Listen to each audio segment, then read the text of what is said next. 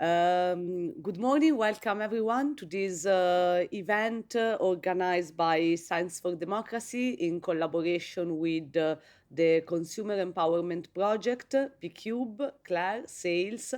And today we are gathered here in The Hague and online to discuss together with policymakers, civil society organizations representatives, academics and experts of the AI sector, the interdisciplinary challenges and opportunities with regards to artificial intelligence.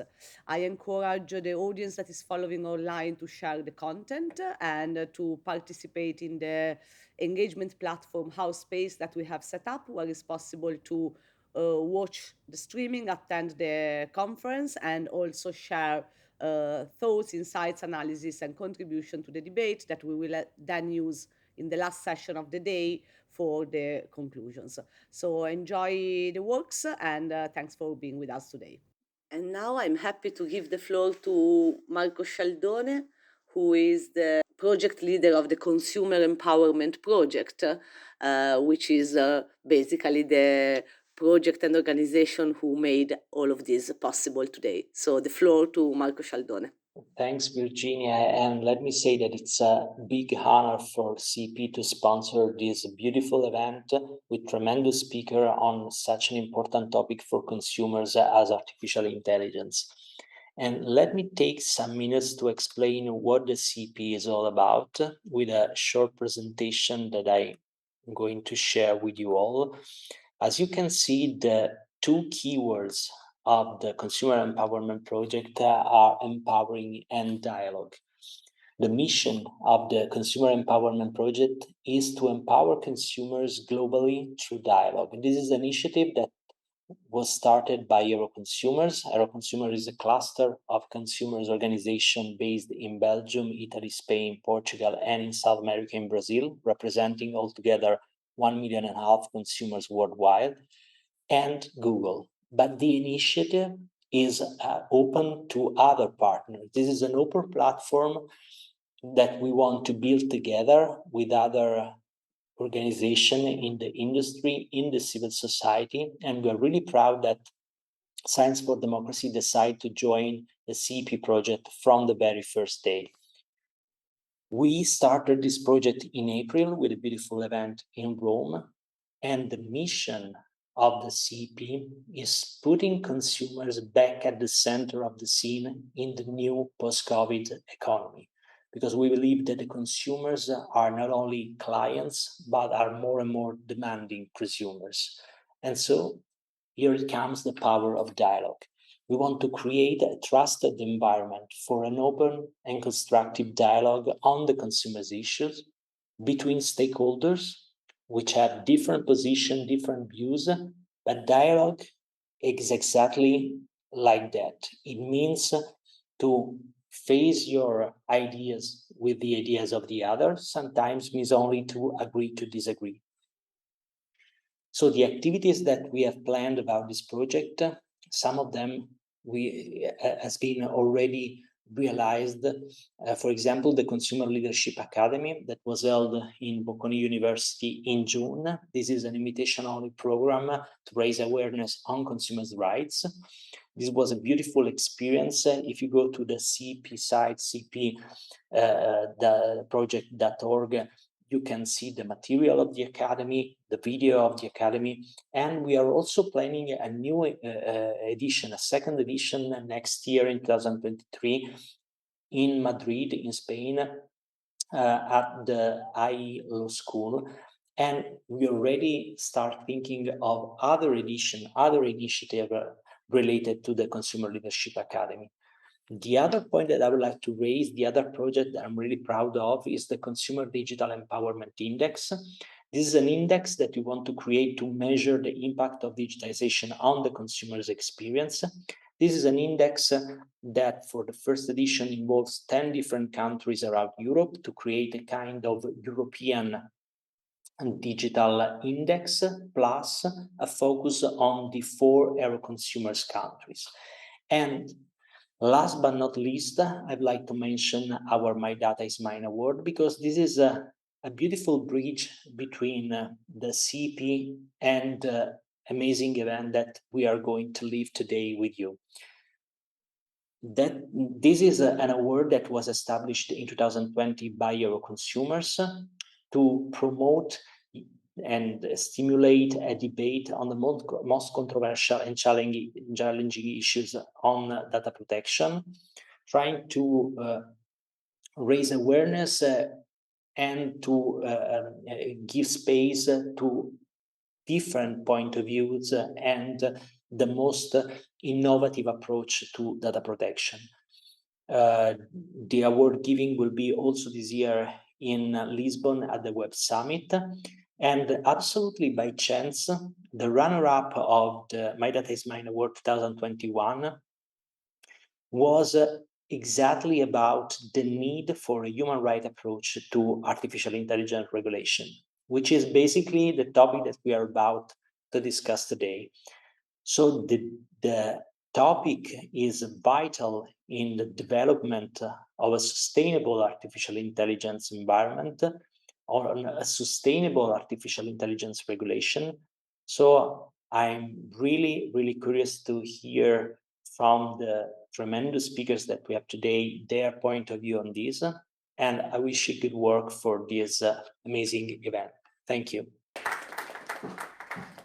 Thank you, Marco Scialdone. And while you were speaking, we were also able to reset the streaming, so also the audience online can follow not only on WebEx but on YouTube.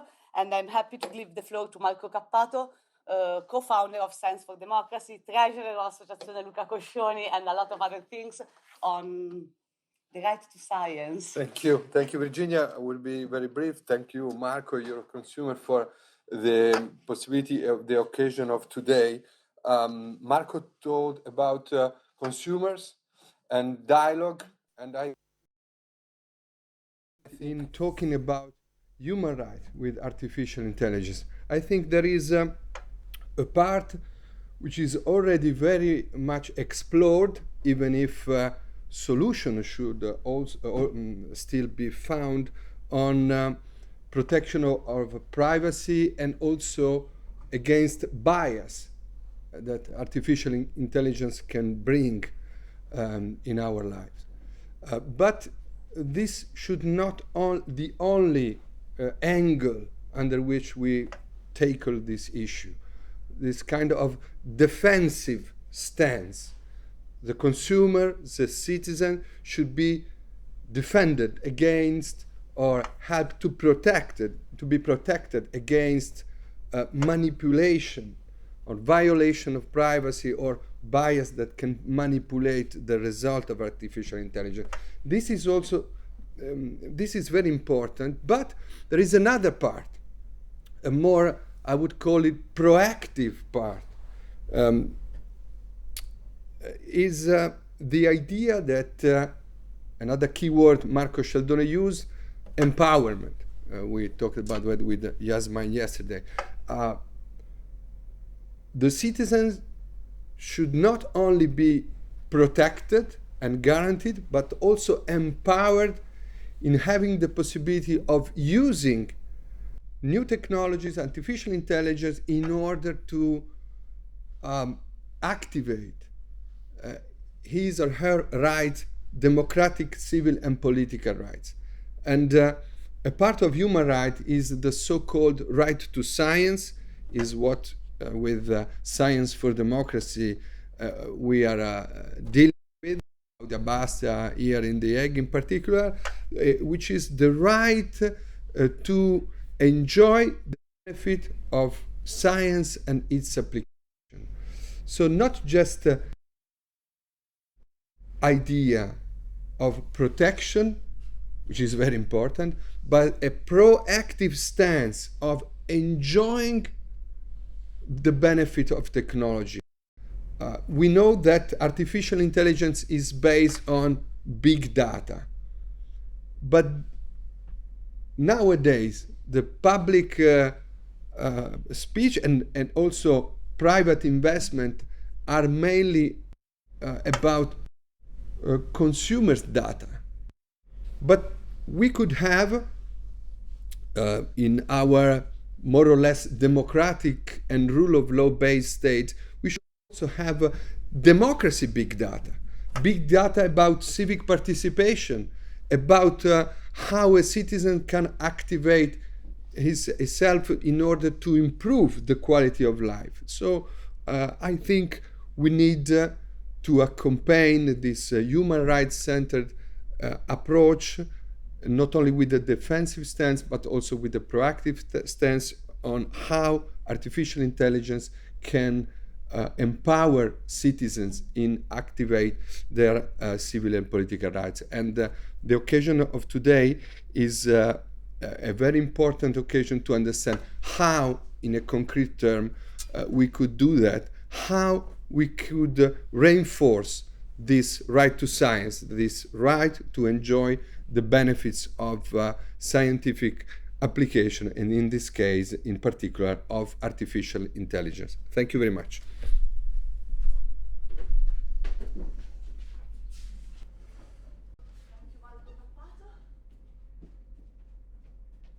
Thank you, Marco. And now we give the floor to the Italian ambassador in the Netherlands, Giorgio Novello, for some introductory remarks. I'm gonna move the microphone.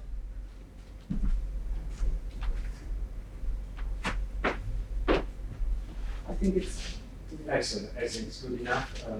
First of all, thank you for your kind invitation. I'm delighted to be here, of course. You see me sitting on a mobile scooter. That's because of my multiple sclerosis, which is a progressive nervous disease, which is slowly paralyzing my ability to walk. I don't have any problem in sharing that with you, also because the progress of science is definitely helping me a lot in many, many respects. So we're talking about science, what science can do for human beings. A very good example that science can be really very, very useful. And that involved, for instance, I don't know, 30 years ago, I would not be here today to share my feelings with you. This said, we would also like to introduce to you my personal assistant, Rizzi, who will help me now to show you something, not now, but in a few seconds. I had prepared a short intervention, of course, a very formal one, saying how delighted I am to be here, so on and so forth, but I threw it away, because after listening to what the two Marcos told, I would rather share with you a few emotions and a few feelings that's maybe more real. And that's also how I try to approach my work. My work is about building bridges between people, persons, and nations, and I think that feelings, sentiments are what is really human in us all. So the first feeling is that we are today in the house of Europe, Huis van Europa. It's a house put at the disposal of people, citizens of the European Union. That's very, very, very important. It's also symbolically very important today. We heard this morning the ghastly news coming from the Russian Federation in this senseless war of aggression against Ukraine. So let us uphold the ideas of our Europe, which has played an incredible role in the lives of everybody in the last 50, 60 years, even in the realm of science. And I'm coming to my second point. I'm a diplomat, but I also had two other professional experiences. One as a lecturer in international relations at the University of Trieste, and the second one was as senior vice president for an Italian private company producing rockets, launchers to put artificial satellites in orbit. That was a fantastic experience for me. I was not an engineer, of course. I'm a lawyer and economist by training. I was in charge of international relations, and really came thanks to my years spent at this Italian company, the name of which is Avio SPA, based in Rome, very, very close to Rome. So I realized how science directly impacts the lives of everybody. So I was there very busy, working with my colleagues to work on our big rockets to put satellites in orbit. And then those satellites, for instance, send the signal to use the new Italian navigation system, which is progressively replacing the American GPS. The satellites my company put into orbit are useful to, I don't know, to check the level of temperatures. One satellite named EOLOS was the first satellite to monitor the situation of winds around the Earth. They are very useful in agriculture, in management of traffic, the management of the environment. So today there is no clear distinction between the space, the Earth, and the sea, because we live in a sort of continuum brought about precisely by these incredible scientific developments. And there again, the European Union plays an incredible role through the European Space Agency, which is not an institution of the European Union, but it competes with the American NASA as the leading provider of space services. The Netherlands play an important role because the largest operational branch of the European Space Agency is located in Norway, with some 3,000 engineers working there, out of whom, believe it or not, 880 are Italians. And we have here a student in engineering at the prestigious Technical University of Delft, who could maybe follow in those footsteps. And the third point is the role of diplomacy in the promotion of science. Yes, I feel it can play an important role. It played an important role, for instance, in setting up the European Space Agency, in setting up also the European Union, in which the programs devoted to science play such an important role. The Right Honourable Marco Cappato, who served for long years in the European Parliament, can bear witness to that. My embassy will have shortly, in a couple of months, a new scientific attaché, a distinguished professor of physics for the University of Pisa, so it will be of invaluable help to continue promoting this specific sector.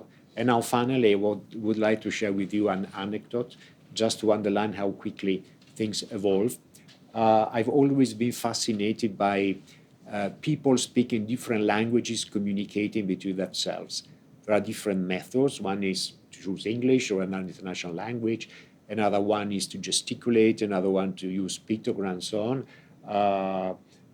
For one, I feel passionately about Esperanto. Anyway, I was also interested in machine translation. So some 20 years ago, the machine translation was really extremely primitive. My beloved Umberto Eco wrote a fantastic essay on the ridiculous results you obtained 20 years ago by trying to introduce automatically some tests. So I forgot about it, and a few years ago, I told my daughter, now I show you something ridiculous, how bad the automatic translations are, because they were still set on the level of automatic translations some years before. When I started translating something, the translation was absolutely perfect. So how comes? No, wait a bit. I tried another one, perfect translation. Another one, very good translation. So I realized that in the few years which has passed between my last attempt to translate automatically to the time I wanted to show my daughter what the situation was, the technology had progressed enormously. And I had read a number of articles underlying scientifically that the automatic translation was not possible. And now it is. And that's really extremely helpful in our daily life.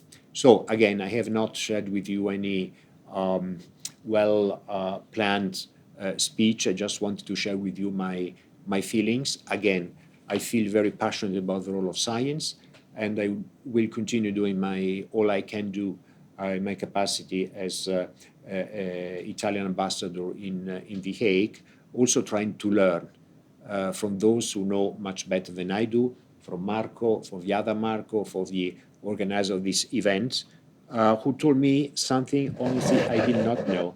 That's the Rizzi, you can show this, the right to science enshrined in the United Nations Convention on the Right to Science, something I will carefully study when I go back to my embassy this afternoon. Thank you for bearing with me, and I wish you all the best for this very important day and this very important initiative.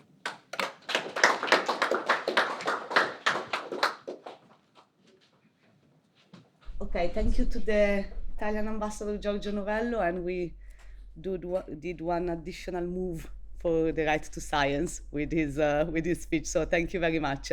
So we are now launching the first session, which is to offer an overview on one side on the interdisciplinary challenges of artificial intelligence, but also the state of works in the EU institutions on this matter.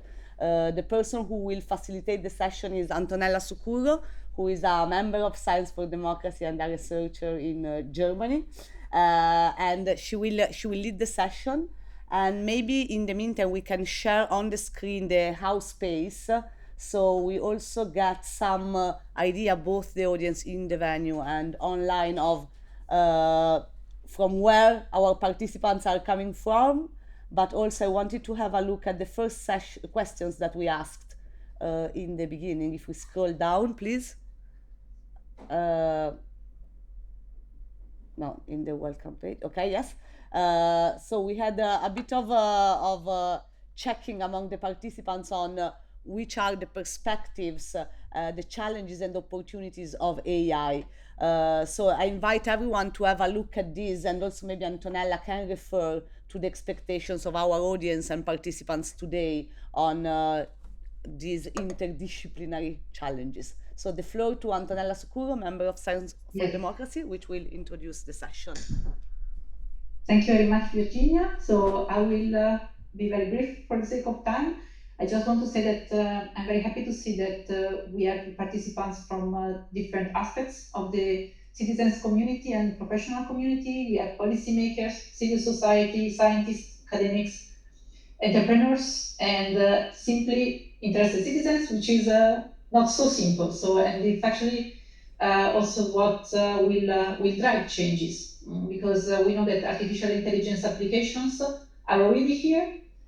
So whether we see directly or not, and I think events like this one are very, very important. So I'm very happy to facilitate this session with 4 outstanding speakers representing different aspects of what goes around artificial intelligence. And I would like to give now the word to our first speaker, Marc Rotenberg, who is founder and president of the Center on AI and Digital Policy, with the mission to promote a better society, more fair, more just, a world where technology promotes broad social inclusion based on fundamental rights, democracy, democratic institutions, and the rule of law. This is very, very relevant for us as Science for Democracy, a very important mission. Marc has an outstanding curriculum of academic and publishing works on privacy law, open government, and AI policy, and worked with international organizations, including the Organization for Economic Cooperation and Development, with which he co-authored the human rights framework for AI policy. So I'm very looking forward to hear what Marco will share with us. So Marco, the floor is yours.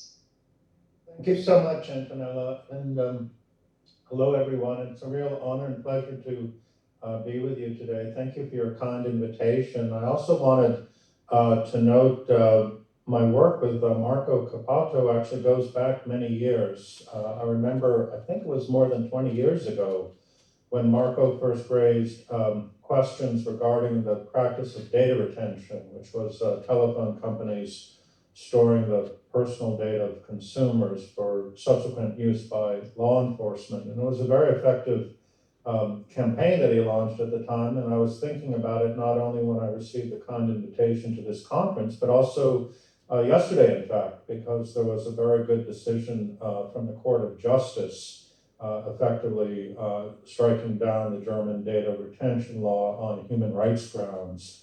And it's not coincidental for our discussion today, because issues around the retention of data play very much into the realm of AI and machine learning. So that campaign from 20 years ago still has relevance today.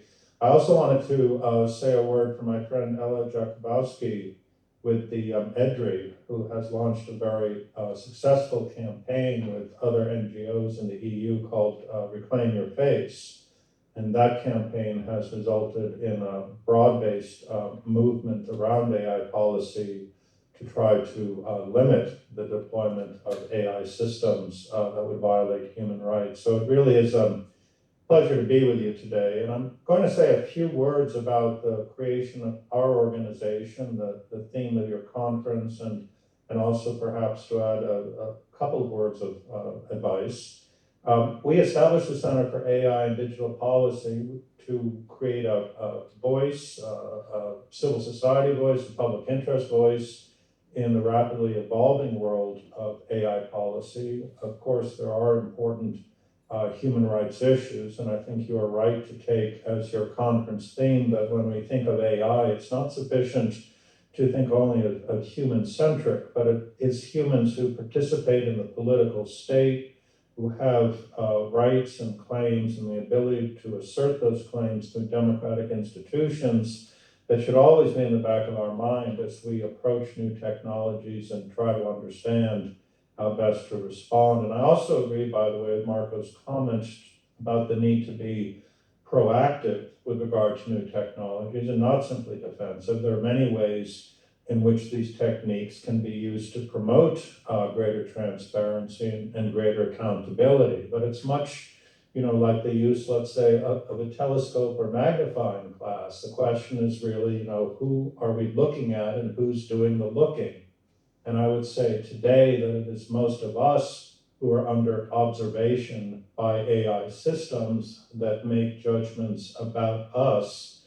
And we certainly have the right to ask questions about the fairness and transparency of those decisions. But I think more proactively, we need to begin to turn this lens around and do a deeper inquiry into those who are in possession of these systems and ask questions about how the data is gathered, for what purposes it is used, what mechanisms of accountability have been established. And that is, of course, the essence of a proactive agenda. It is to change the focus of the technologies and the techniques of observation.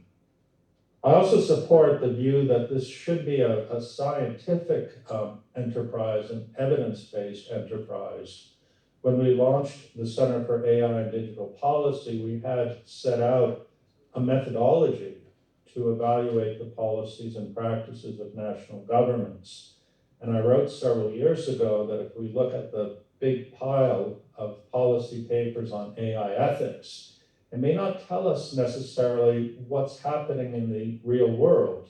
At the time I wrote the paper, I think there were more than 800 frameworks for AI ethics, interesting and helpful.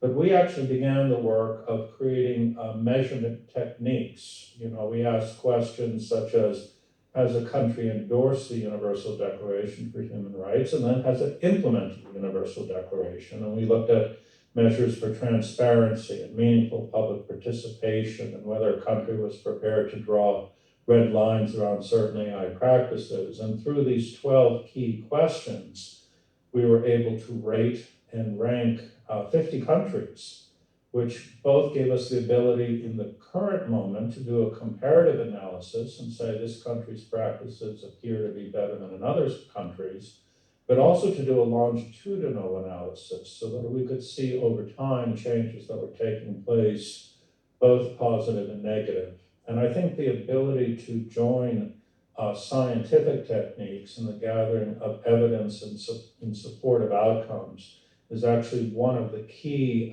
methods for effective advocacy and effective engagement in the realm of AI policy. As I said, there are just an endless number of frameworks. It is time to assess what countries are doing in practice. The other thing I wanted to note is that the law continues to be a very inspirational realm to think about how we place AI technology in our democratic societies. And although I'm proud of the privacy traditions in the United States and was involved in the drafting of some of the early privacy laws, I am frankly a bit disappointed that we haven't done more in the US to update our privacy laws in response to new technologies. I think many of you are familiar perhaps with the current debates regarding the replacement to Privacy Shield and the possibility that we may have a Schrems III decision if the US doesn't develop adequate basis for the processing of the data of the Europeans, which I certainly hope we will do. That's a very real issue and an issue that needs to be resolved. But looking ahead, while the US tries to sort out what it's going to do with data protection and privacy, many of the European political institutions and the Court of Justice have called attention to the increasingly significant need to assess the use of AI technologies in our democratic societies. And I want to take just one moment and then close by talking about an opinion from the Court of Justice this summer. I was absolutely fascinated by. It concerned the PNR directive and the gathering of data on travelers to assess their potential risks to public safety. And I know that many of the NGOs and academics that participated in that case were disappointed that the Court of Justice did not say clearly that the PNR directive was a violation of fundamental rights. That had been their expectation, and I respect that. But at the same time, in the course of this opinion, looking at the PNR directive, I was struck by this very interesting insight, because the court, you see, said, as we think about the relationship between machine learning and fundamental rights, we actually have to answer the question, is the use of opaque decision-making systems compatible with fundamental rights? And the court allowed the PNR directive to stand in effect because the criteria was known in advance. It could be modified by a human operator, and it was transparent. But the court also said that if this were a self-learning technique, a machine learning technique, which looked at a lot of data, and by way of example said people of this nationality or this age or this gender are more likely to be a threat to public safety, such a system would not be permissible. And this is a very powerful insight into how we think about the relationship between artificial intelligence and our democratic society. And my last word of advice then, following from this decision, is to suggest that we push back a little bit against some of the predicates that oftentimes frame this debate. People will say, for example, well, you can't have artificial intelligence without collecting a lot of data. I don't think we need to accept that premise. And let's just say that directly. There are a lot of AI systems that don't require a lot of data. There are sampling techniques, there are federated techniques, and there are also many leaders in the field of AI who are most expert, like Professor Stuart Russell, who have warned about the over-collection of data, particularly personal data, and the risks that may come about. So as we go into this discussion, and again with appreciation for the opportunity to participate, I would urge the use of scientific methods for assessment. I would suggest that we think about the use of technology always in the context of democratic society, that we be proactive, as others have said, and that we look closely at some of the arguments made on the other side. I think it is this data imperative that poses one of the biggest challenges to the protection of fundamental rights. So thank you again very much for the opportunity to be with you today. Thank you very much, Marc. So absolutely, this thing about collecting data, I mean, there is a huge field of research also on producing synthetic data. So you can have a lot of data without any risk to privacy because it's generated data. So for sure, we have to push in these directions.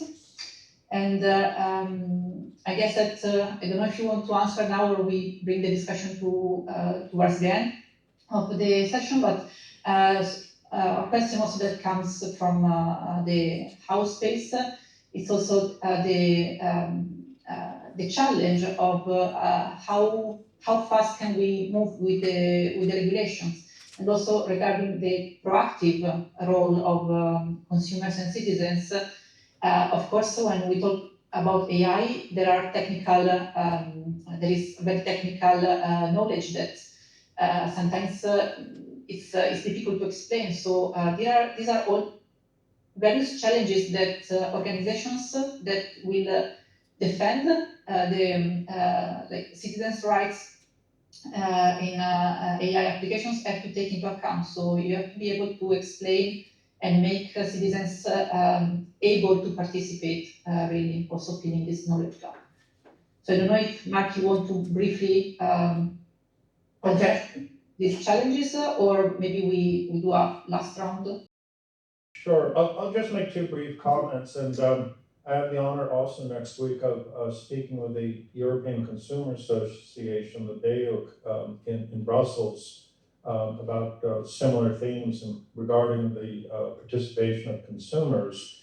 And my advice is that we should not wait for the adoption of the EU AI Act. I look forward to the adoption of the EU AI Act, and I think it will likely have a similar impact as the GDPR. But you know, that's still some time away.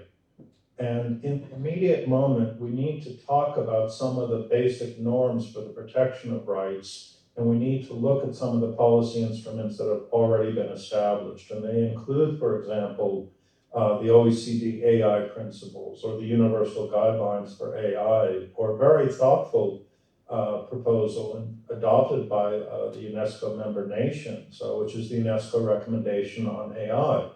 These are already legal norms for the governance of AI, and I believe that experts and advocates and others in the field should build on these norms as we go forward in this discussion, and not simply wait, you know, a couple of years until we have the EU AI Act. And again, this is not against the EU AI Act, it's simply to underscore the urgency of this moment.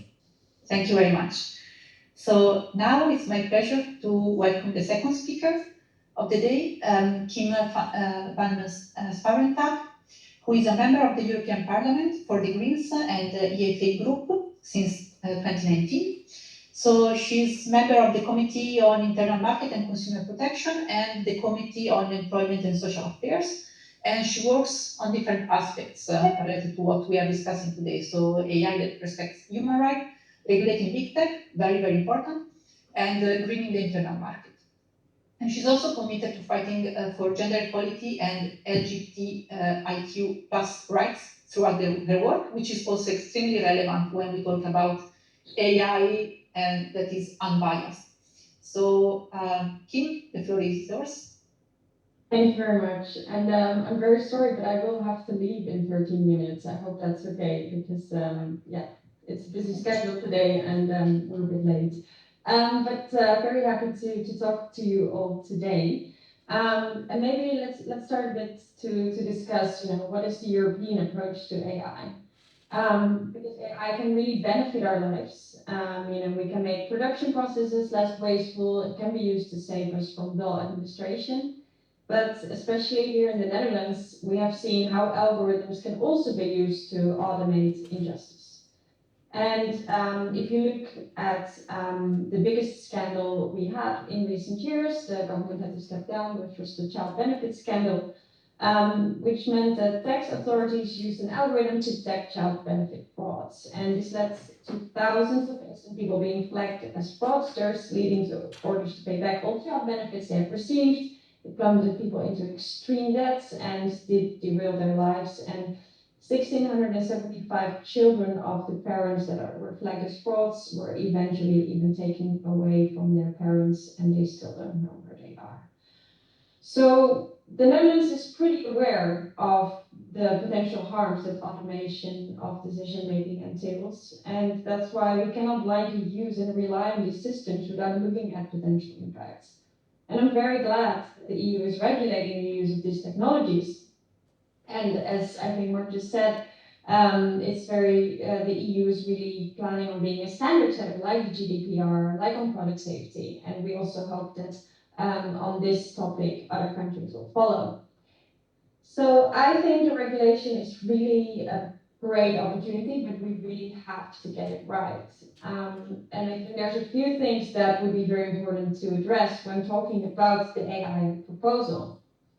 First of all, it takes a product safety approach, which is a model that the EU is very familiar with because many products are regulated on the EU market. It also follows a risk-based approach. So the idea being, if your system does not pose a risk, you're clear to go. But if you want to place a system that poses a high risk to health, safety, fundamental rights in the market, you have a number of obligations. So the proposal has a list of high-risk areas and uses, and before placing a system on the market, providers of the system must check if their system's intended use is on the high-risk list. And if so, they need to meet a number of technical requirements, such as transparency through logging, ensuring data sets are free of bias, and that the system is secure. And these requirements will be implemented by standards. And companies willing to place high-risk AI on the market have to self-assess and show they have complied with the standards. Then they need to register the system they're putting on the market in the transparency register with all technical documentation. And the proposal also has a list of prohibited AI practices. These are practices that pose an unacceptable risk to fundamental rights. This, for example, entails a ban on social scoring, something we've seen in China, a ban on manipulation, and a ban on real-time remote facial recognition by law enforcement. So looking at the proposal, we are relying on a product safety model, and this has two consequences. First of all, the regulation is very much born from a market narrative. And secondly, the regulation focuses on the design phase and technical requirements, such as having device and transparent systems. It doesn't look at how the system is actually used and how these systems are governed when they are used and which safeguards are put in place when they are used. And coming back to this child benefits scandal, it was not a broken or non-transparent system. It was a racist tax authority and very conscious go hard on fraud attitudes in childcare benefits that had been automated on a large scale, combined with the fact that nobody was able to explain these decisions or help the wrongly accused. And this happened because by blindly following a system to take decisions about people's life, in practice, civil servants were also wrongfully taking their hands off cases and delegating their own responsibility to take fair decisions and motivate it. So how can we improve the AI Act? Well, I think we have to focus on several things. We need a broad scope, we need a better embedding of fundamental rights, and we need to empower people affected by AI, and we need to include environmental impacts. So the scope. I think it's really crucial we have a broad scope, because the child benefit scandal was a very simple risk model. There was no high-tech magical model, it was not even self-learning, and still a form of automation that had a huge impact on people's lives and fundamental rights. So to me, the scope of which system this regulation applies to must be broad, and not only focus on intended use, but also reasonably foreseeable use. Otherwise, we create major loopholes if companies can simply escape all obligation by saying this use was not intended, when it's perfectly possible to use the system in a way that's risky for fundamental rights. And of course, I also often then hear, oh, but what if a simple calculator or Excel sheet falls under the AI Act accidentally? But I think this is really a word that is unjustified, because as your system only falls under the requirements if you can do something with it that is in the very specific list of high-risk uses, such as evaluating creditworthiness or verifying travel documents. But if you use even a very simple system to estimate whether somebody should get a loan or not, you should be able to comply with very basic transparency and data management rules. Then about the embedding of fundamental rights. I think it's very crucial we better embed them in the proposal. I think the first way we can better embed fundamental rights is by strengthening the proposed bans so they no longer have loopholes, and extending the list of prohibited systems, like a ban of surveillance of workers or at school, and a full ban of facial recognition in public space. But also think of pseudoscientific emotion recognition technologies, or gender or sexual recognition. I think the second way we can better embed fundamental rights is to make sure we have fundamental rights impact assessments for each use of a high-risk AI system. Because I think if we designate a specific use as having a risk to our fundamental rights, the only next step is to look at what the exact specific impacts there potentially are for each use, whether they can be mitigated, and if so, how. Then about empowering the people. I think it's very important that we make sure that, blindly following a system to take decisions about people's life, it means that also people tend to take off their hands of decisions that have been made. And that's why it's really important that we don't get into a dystopian system where the computer says no and you have to fight the computer, but actually make sure that always there is a human in the loop. Next to that, I think it's very important that we don't only focus on the designers of AI systems, which is now a very clear focus of the AI Act, but really also look to make sure that we make sure that the people who use it are in the proposal, and also that there's a strong right to redress for the people who have been affected by AI system. And I think ideally building an automatic right to explanation should cover situations and trigger people to think. And the right to explanation, redress, and complaint should be standard in all governance structures where decisions are made. And then lastly, the environmental impacts. I think it's really important we include environmental impacts in the regulation to make sure the digital transition doesn't hamper the Green Deal, the other very big project we are working on in Europe. And we have to look at both what is high risk and also make sure that environmental standards are on the list of technical standards they must comply with. So these are some of the proposals that I have done to change the AI Act and, in my opinion, to improve it. And we see that it's quite a tough political climate sometimes to protect fundamental rights. There's a very strong lobby trying to divide the EP and the council around the false premise that any regulation hampers innovation. So I think we just have to continue explaining that the EU and especially small companies have a lot to win with clear regulation, because that makes sure they can trust the systems they want to use.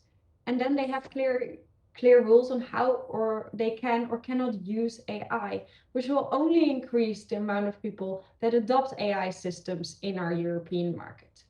So I think innovation can no longer be an excuse to delay action. I think we have to steer innovation in a way that benefits our economy, our society, our environment, and we have to make sure it doesn't harm people and democracies. So I'm looking forward to make some ambitious choices in the coming year. Thank you very much for the. Yeah, I keep forgetting that there is a live audience which can clap. Thank you very much for the topics that you brought and for your work. This is incredibly important, and I think that the example that you brought up really shows the risk of this black box approach where people don't question the results, and which might also be a result of just confirming some personal biases. Why the employees didn't doubt the results of the algorithm trying to take away like 2,000 kids, because they thought that it's reasonable that there are 2,000 frauders. So it's really, I think this is really pointing to the need of training and education of the people that even if they don't develop the system, they use it. So everything that you are working on is extremely relevant. So thank you very much for your work, and sorry for the delay in the set, but it was great to still have you for this time. All right, so now, everyone, please be proactive on the house space to collect your questions for the speakers. And now we move forward with the next speaker, who is Kai Zenner, who is head of the Office and Digital Policy Advisor for Alex Voss, member of the European Parliament for the European People's Party Group, the European Parliament. He is a digital enthusiast focused on emerging technologies, data sharing, and EU digital transition. And he's currently involved in political negotiations on the AI Act, the upcoming AI Liability Directive, the e-privacy regulation, and potential GDPR revision. So, Kai, the floor is yours. Yeah, thank you very much. And yeah, I can support basically most of the points that Kim was raising before, and especially the last comment is, I think, providing a very good link to what I wanted to say. So compared to a lot of other political, let's say, highly debatable issues that we have in Brussels, I would say the AI Act is in this kind really unique because we really managed to have a very good cooperation on technical level and also on political level. So Irina is the next speaker from the Commission, us in the Parliament, the Council, but also a lot of stakeholders. I think we really share very similar or even the same goals that we want to achieve in the end. So, for example, the scandal in the Netherlands was already raised, and of course we all agree that those things should not happen again. We have, of course, like always in politics, different means, different strategies, maybe also different interpretations, but nevertheless, it's really important that we agree on where our objectives are, how they are looking like, and so on. And therefore, well, when we started working on AI in our legal committee, where my boss is also member, I think back then in 2014, I think it was, there were really two camps which were not really talking and understanding to each other. One camp, and it was already raised, just underlining AI is a huge positive development. There are a lot of things that it could be improving, and kind of neglecting any potential risk and just focusing on innovation and having the goal not to hamper innovation at all costs. And the second camp was really seeing AI just as something negative, something that really posed a threat to humanity, to fundamental rights, and so on.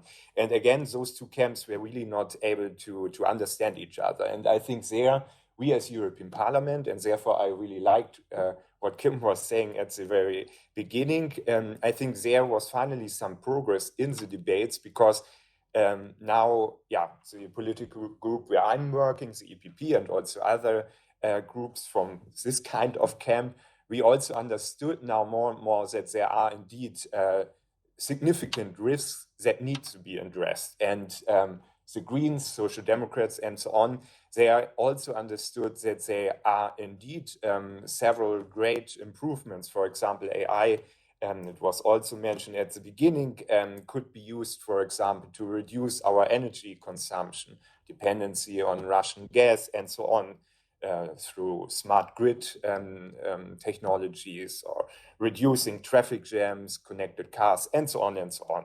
So also now with supply chain issues, AI could be used to identify certain problems very early.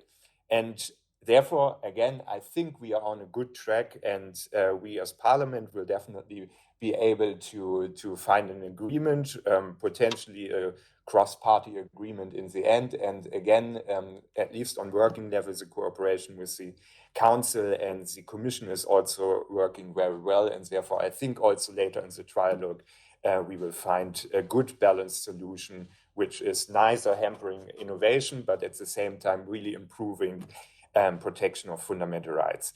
After the small introductory comment, quickly, I would like to focus on three main issues where we as EPP still see some risks for first, really, let's say, working fundamental rights protection, but at the same time also a risk that we may be over-regulating or maybe, putting something in law which is not really necessary. And those 3 points would be the scope, which was already mentioned a little bit, the value chain, and coherence.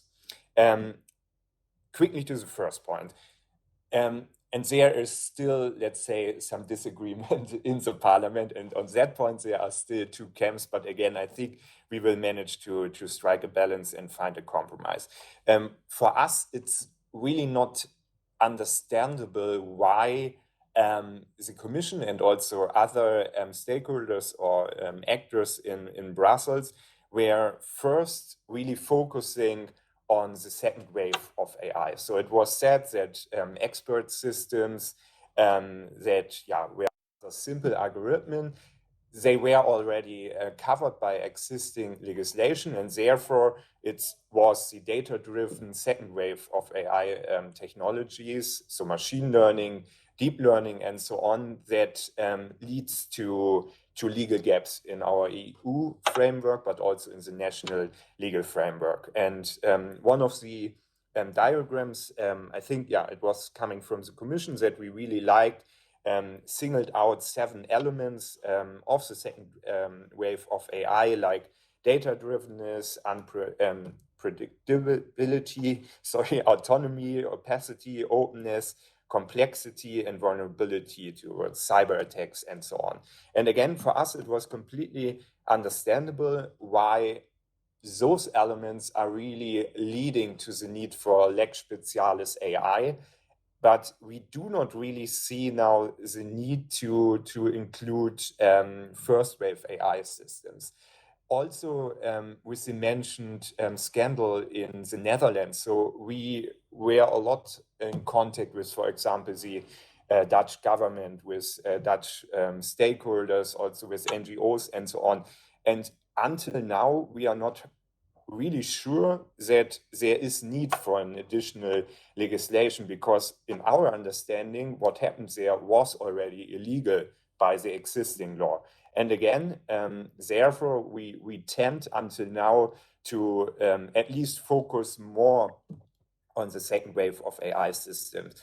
This is what we proposed in our amendments, and so far what we are seeing in the council, it's also going there in this direction, what we would understand. We would agree to definitely include certain technologies, also technologies which are more on the side of the first wave AI systems, if they are not really covered. But this question would need to be answered. And similar to the first point of the scope is the risk-based approach, which for us is really key. Again, there I think many political actors in Brussels kind of agree.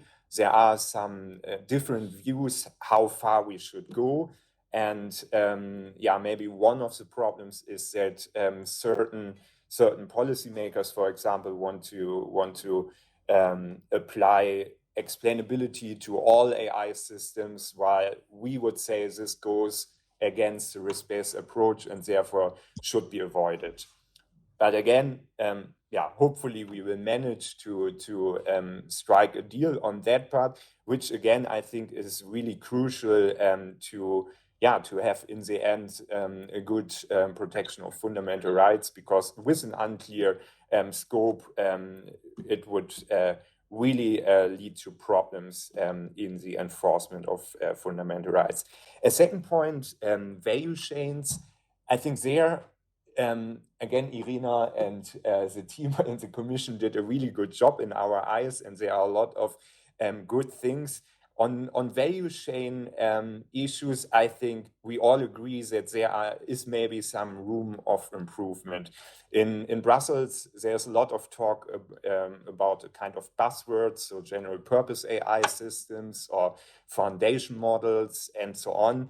It's not really clear if those systems are really 100% covered, if certain aspects should be included by additional provisions. And it's also, now going back to more general value chain issues, it's also not really clear what will happen in daily business cases. So if, for example, a provider is offering an AI system via an API access point, or if there are, for example, 5-6 companies cooperating together, could they all become provider? Do we need something like a joint controllership, like in the GDPR, so a joint providership?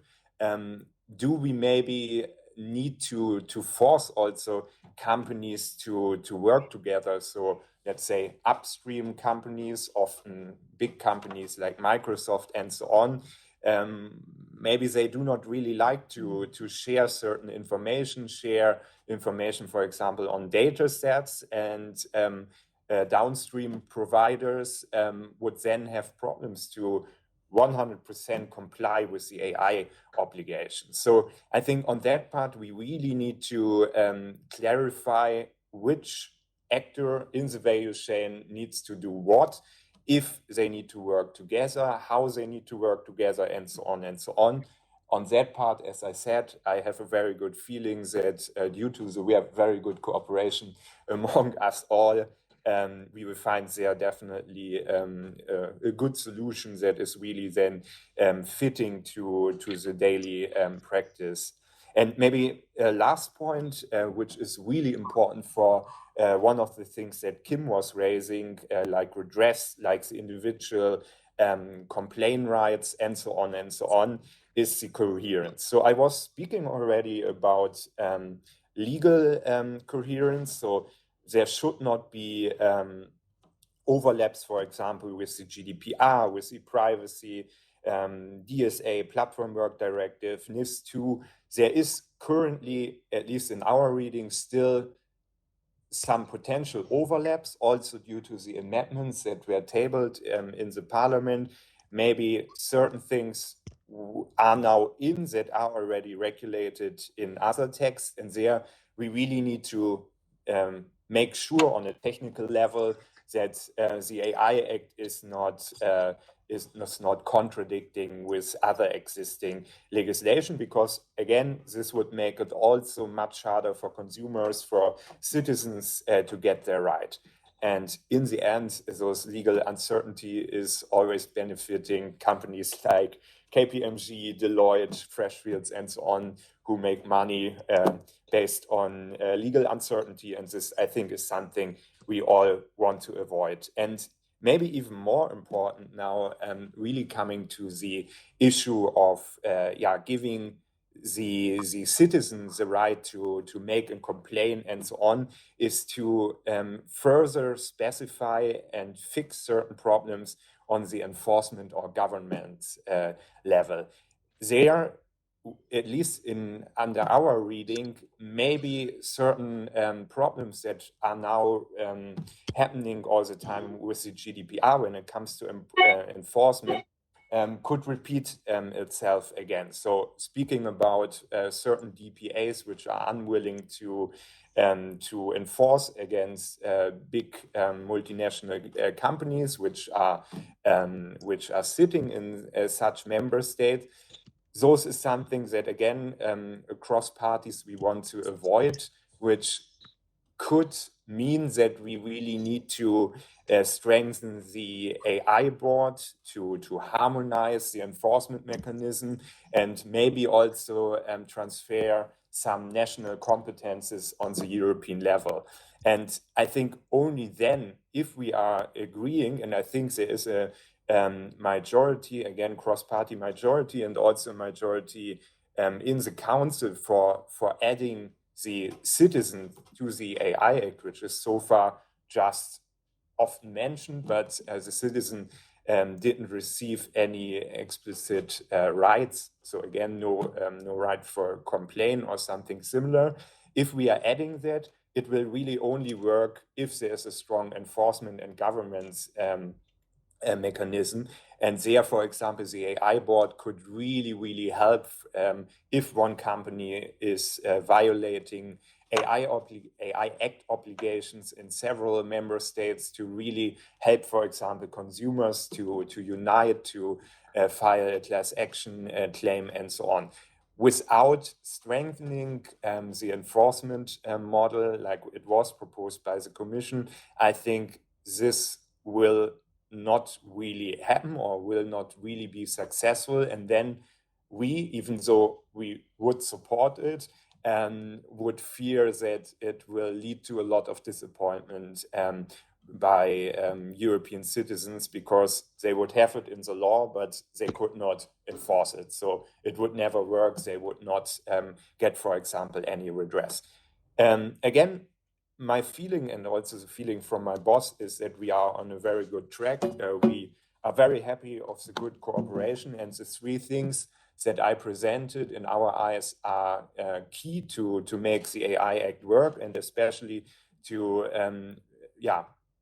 let the AI Act really improve the protection of fundamental rights, but we really need to fix, especially on those three parts, the presented issues and also a few other points. And with that, I would stop. And yeah, thank you. Should I go down or sit here? Okay.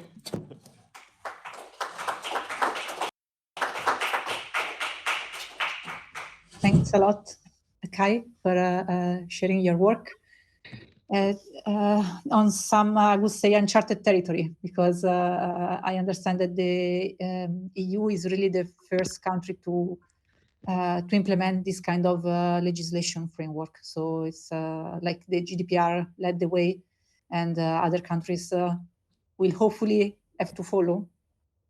But now, for the sake of time, I would like to give the word to our last speaker of the day, Irina Orsich, who is working for the European Commission at the Directorate General for Communications Network, Content and Technology. She's head of sector for artificial intelligence policy, and her responsibilities include regulatory and socioeconomic aspects of artificial intelligence. And Irina, now the floor is yours. Good morning, everybody. I hope you can hear me well.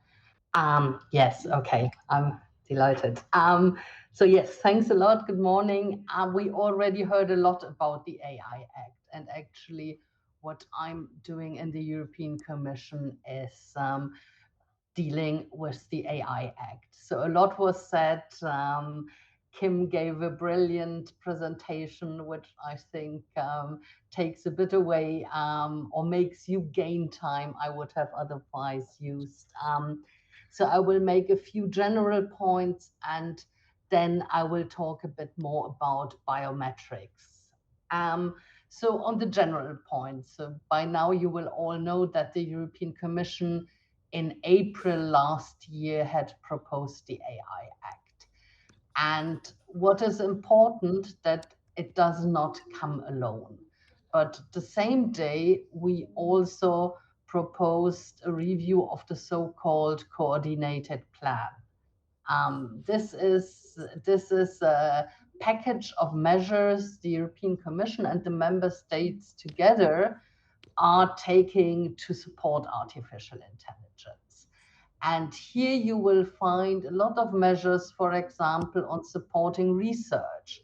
And the European Commission, the European Union also supports research, for example, in privacy enhancing technology, in synthetic data, and plenty of the things which are important as well. So just bear in mind that it is not only about the act, but it is also about plenty of measures really to facilitate AI and also to facilitate the objectives of the AI Act, which indeed is very much targeted at fundamental rights as trustworthy artificial intelligence.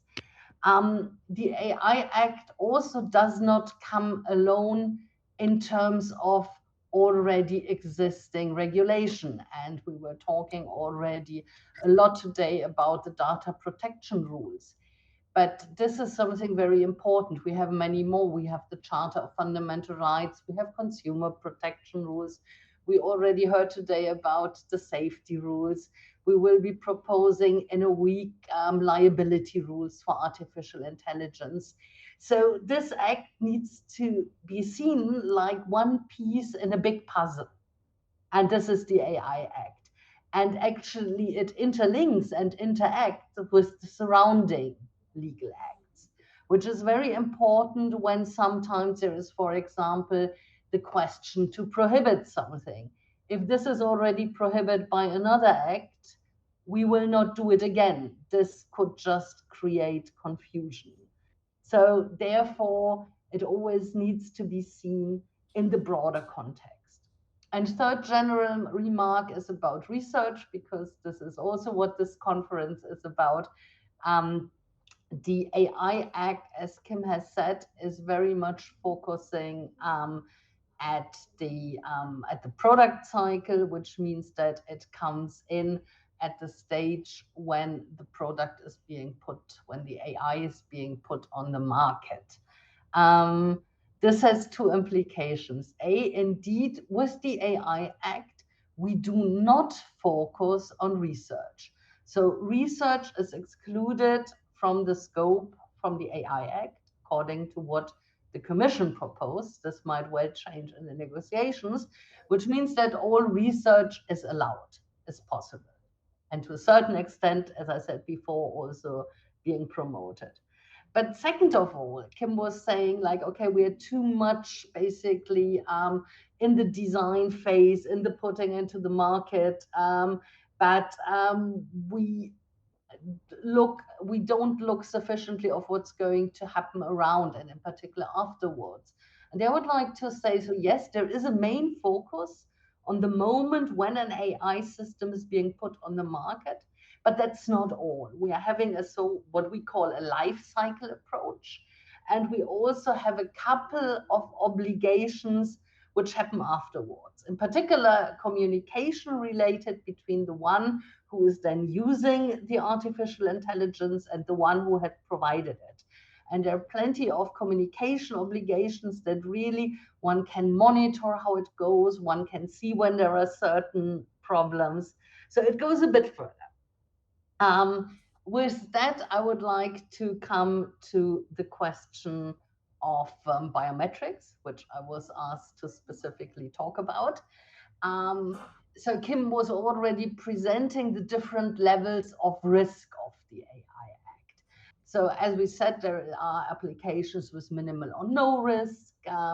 There is something which we call a certain transparency risk. There is high risk, which is the core, and there are the prohibited practices.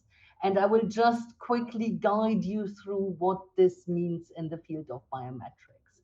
So first of all, we have what is not regulated, because the Commission thought that there is a minimal risk or no risk at all to fundamental rights and safety. And this in the field of biometrics would comprise all the applications where you have a verification or an identification you agree to. So for example, if you delock your phone, or if at the border you take the queue where you show your passport and in the same time there is a camera verifying whether you are the person you pretend to be. So all this is not covered by the AI Act. It is indeed covered by the data protection rules, and there the rules say that you need to be informed about this, and you also need to get a possibility of a different way to authenticate or identify yourself. But this is not subject to the AI Act. The only thing we propose here are voluntary codes of conduct. Then we have in the second layer, and you need to imagine the thing like a pyramid. So that was the bottom. That was around 80% of all different use cases. The second layer would be AI with specific transparency obligations. And there indeed, we added the systems on emotional recognition and categorization. So if now the camera analyzes how happy or unhappy I am and says like, okay, that's a woman, she's whatever, in her 50s, she is wearing black, so na. So all this I would need to be informed about before, which means that also, again, I would have the possibility to run away and to say, no, I don't want this. Emotion recognition, like whether it's assessed if somebody is happy, unhappy, and so on. We believe that we only need the transparency requirements here because there are quite a number of beneficial applications. Beneficial applications, for example, to help people with who are blind, or where there are other diseases, where there is, for example, something like autism. So there are plenty of applications which can be pretty helpful, or which can just be used for statistical reasons. That's why we only have the transparency requirement. We then come to the core of it all, which is high risk. So high risk, we have all remote biometric identification systems. This is like mass surveillance. So all the systems which are somewhere in the space and observe you. Here we have the high risk, which means that, first of all, these systems need to comply with certain requirements before they are put on the market. And these requirements relate to the quality of the data in order to avoid discrimination and bias.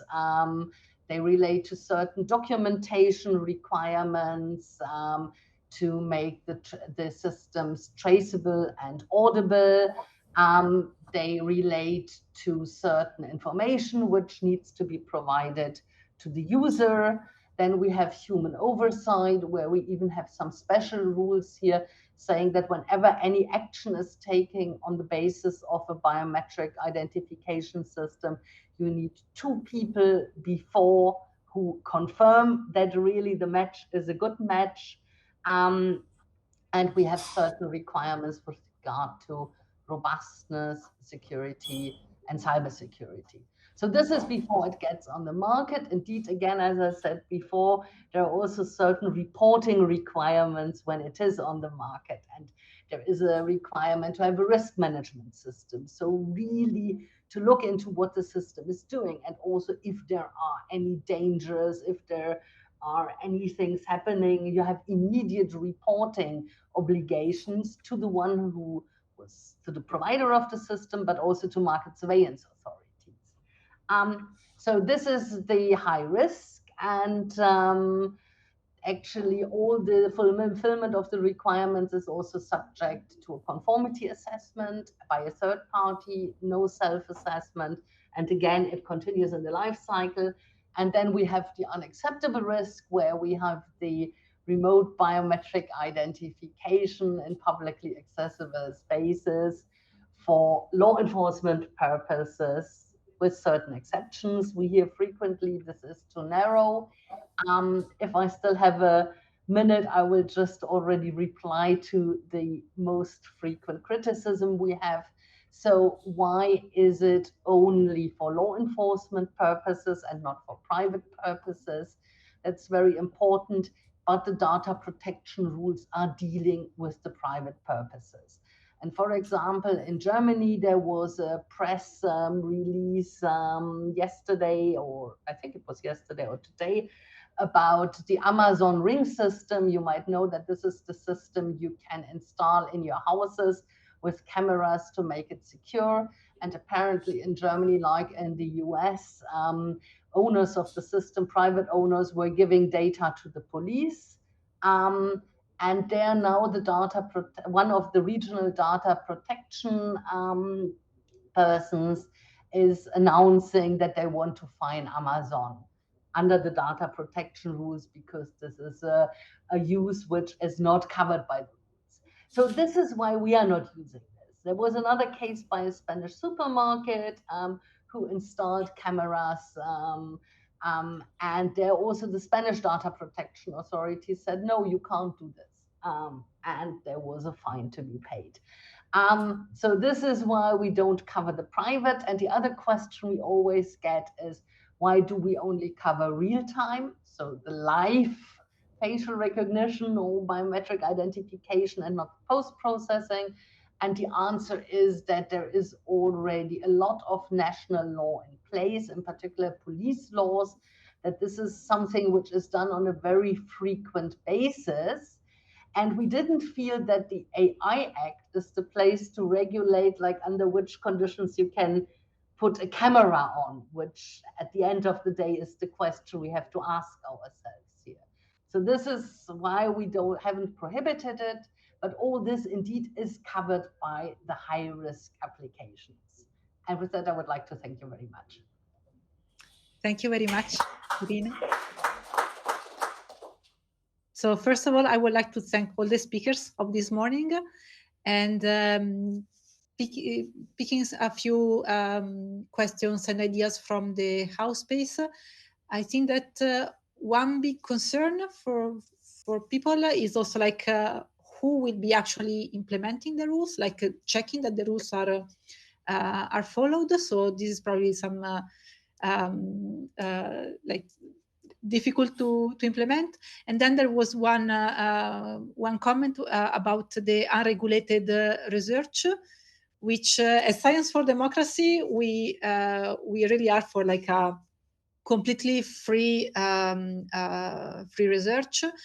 But at the same time, what comes to mind are very ugly sectors of research like eugenetics. So every now and then comes out some studies on genetics traits that classify people in certain sectors, which is highly racist or very like not accounting for other explanations. So, and this is published research. So maybe I will just now give back the floor to Virginia for the conclusions, but I wanted to, if there is time for discussion, just bring these 2 points from the house space. But again, thanks a lot to the speakers and to the organizers.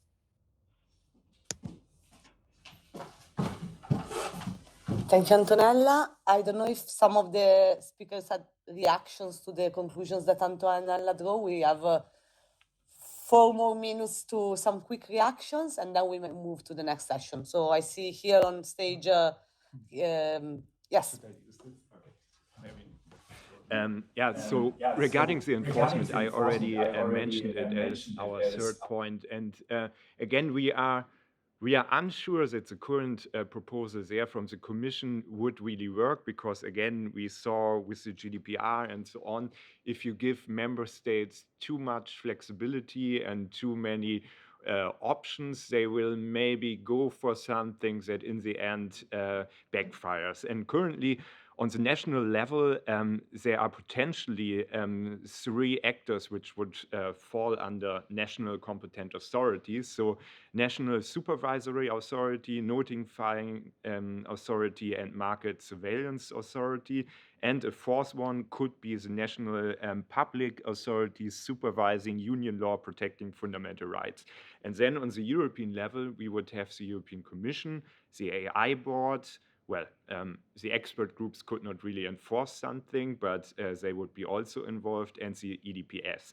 And there, I think, again, on a technical level, we should probably really make clear, the Commission already tried to do it, who is the single point of contact, what is happening in potential situation where 2 member states do not agree on a certain issue, and maybe again learn from some mistakes that have been done with the GDPR. And again, I think there in the Parliament, and what I hear and see now also from the Council, there is a kind of strong majority to really strengthen the AI board. So maybe not create now already a digital agency, AI agency, what some people want, but at least give them a kind of secretariat and transform them to an independent body with their own legal standing, and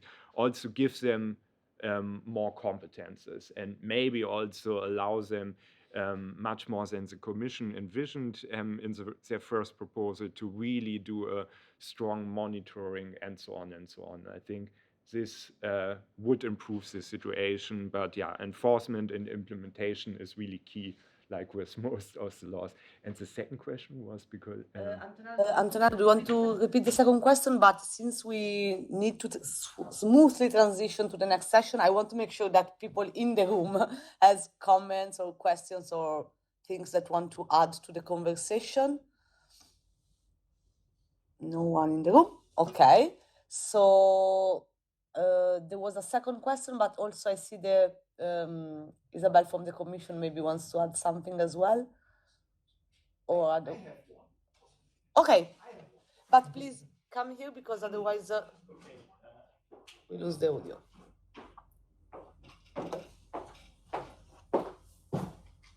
And introduce yourself, please. Yeah, I will introduce myself. My name is Klaus Heine, and I'm a professor at Erasmus University, Rotterdam. And since a couple of years, I'm doing broadly digital governance. There I'm more concerned with fundamental research questions, but I'm also in the Dutch AI coalition and in the German platform learning systems. So I take the advantage now that Irina Orsic is still here from the European Commission, and I have not expected to be already here on stage, because in the end it is a small question. In the end, I sensed in the room that you, Irina, but also that you from Axel Voss, in the end were quite positive about what has been achieved with the AI Act, and one can be also of this opinion. But especially Irina, in your optimistic talk, I sensed a little bit that you ruled out in the end all kinds of critical issues which have to do with face recognition, but maybe we could also go there a little bit further. And you said also, we are regulating this in different compartments of the law. Either it is already solved, or and now the question comes a little bit, or we have already wonderful national or local police laws in place. And if we would try to tackle this, now it's my interpretation, this in the AI Act, for sure, we would never get this AI Act through.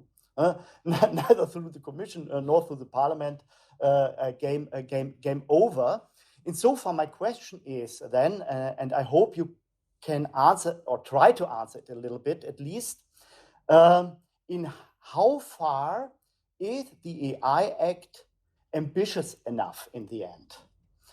It is managing something in a sector regulation, obviously, and that is for sure. I coincide that this is a good job, but the things which should have been achieved, especially in this forum, from a human rights and democracy perspective, maybe it is not achieved at all. And with that, I'm now leaving very quickly again the stage. But luckily enough, you're only virtually in the room and cannot punish me. Okay, can I? Shall I?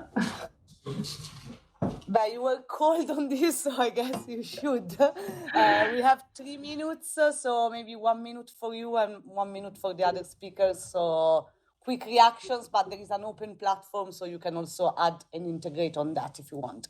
Please. Yeah.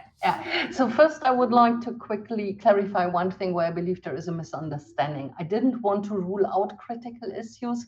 I just wanted to explain why the Commission proposed what it did propose.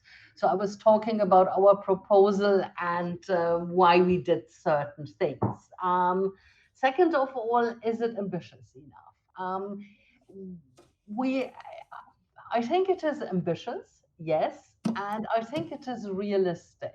And in the process of doing the act, we were talking, basically following a public consultation, to a lot of people dealing with fundamental rights and a lot of people dealing with security issues and other questions. And I think at the end, we were really striking a compromise. A compromise between different needs, different interests, between fundamental rights and innovation and security. And I think that was the objective. And I think on that one, we succeeded. And in that, I believe, yes, we are ambitious enough. Thanks. Thank you very much. Really 1 minute. Yeah. Well, I basically agree with what Irina was saying. Again, I think you also responded or replied to your own question a little bit in the first, your first statement, because the Commission really always have to strike a good balance, like Irina was saying. And we have here the Council, which would never accept certain things from happening or being included in the proposal. And of course, we have then often the Parliament who is asking for much more. And a similar issue could now be observed with the AI liability directive, which will be proposed next week, where the parliament wanted to have a strict liability system. It was coming from our office and again from the legal committee, while the council didn't want to have anything, basically. And now the commission again tried to come forward with something in the middle, so only fault-based regime and some improvements, smaller improvements there. And again, coming back to the AI Act, I think the Commission did there a good thing. And again, what I also mentioned in my third point of the presentation, there is this huge risk of legal overlaps, which in the end do not help anyone. And what Irina was saying, the GDPR, for example, is covering a lot of those points that have been raised in the AI discussions in the parliament and so on. And yeah, then why should we include them? Again, it would just lead to a big question mark. What is lex specialis? What is lex generalis? What is happening if different definitions are being used and so on? So again, I would say the Commission on that part did a good job, and now it's basically on us in the parliament and the council, which unfortunately do not do any impact assessments based on what we are tabling and proposing, to really make sure that what we want to add maybe also towards your question really fits and do not create legal problems or is not based on any evidence.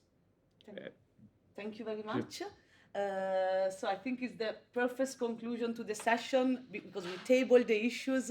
We saw how the different EU institutions are working on that. It is the perfect opening scene for our next session, which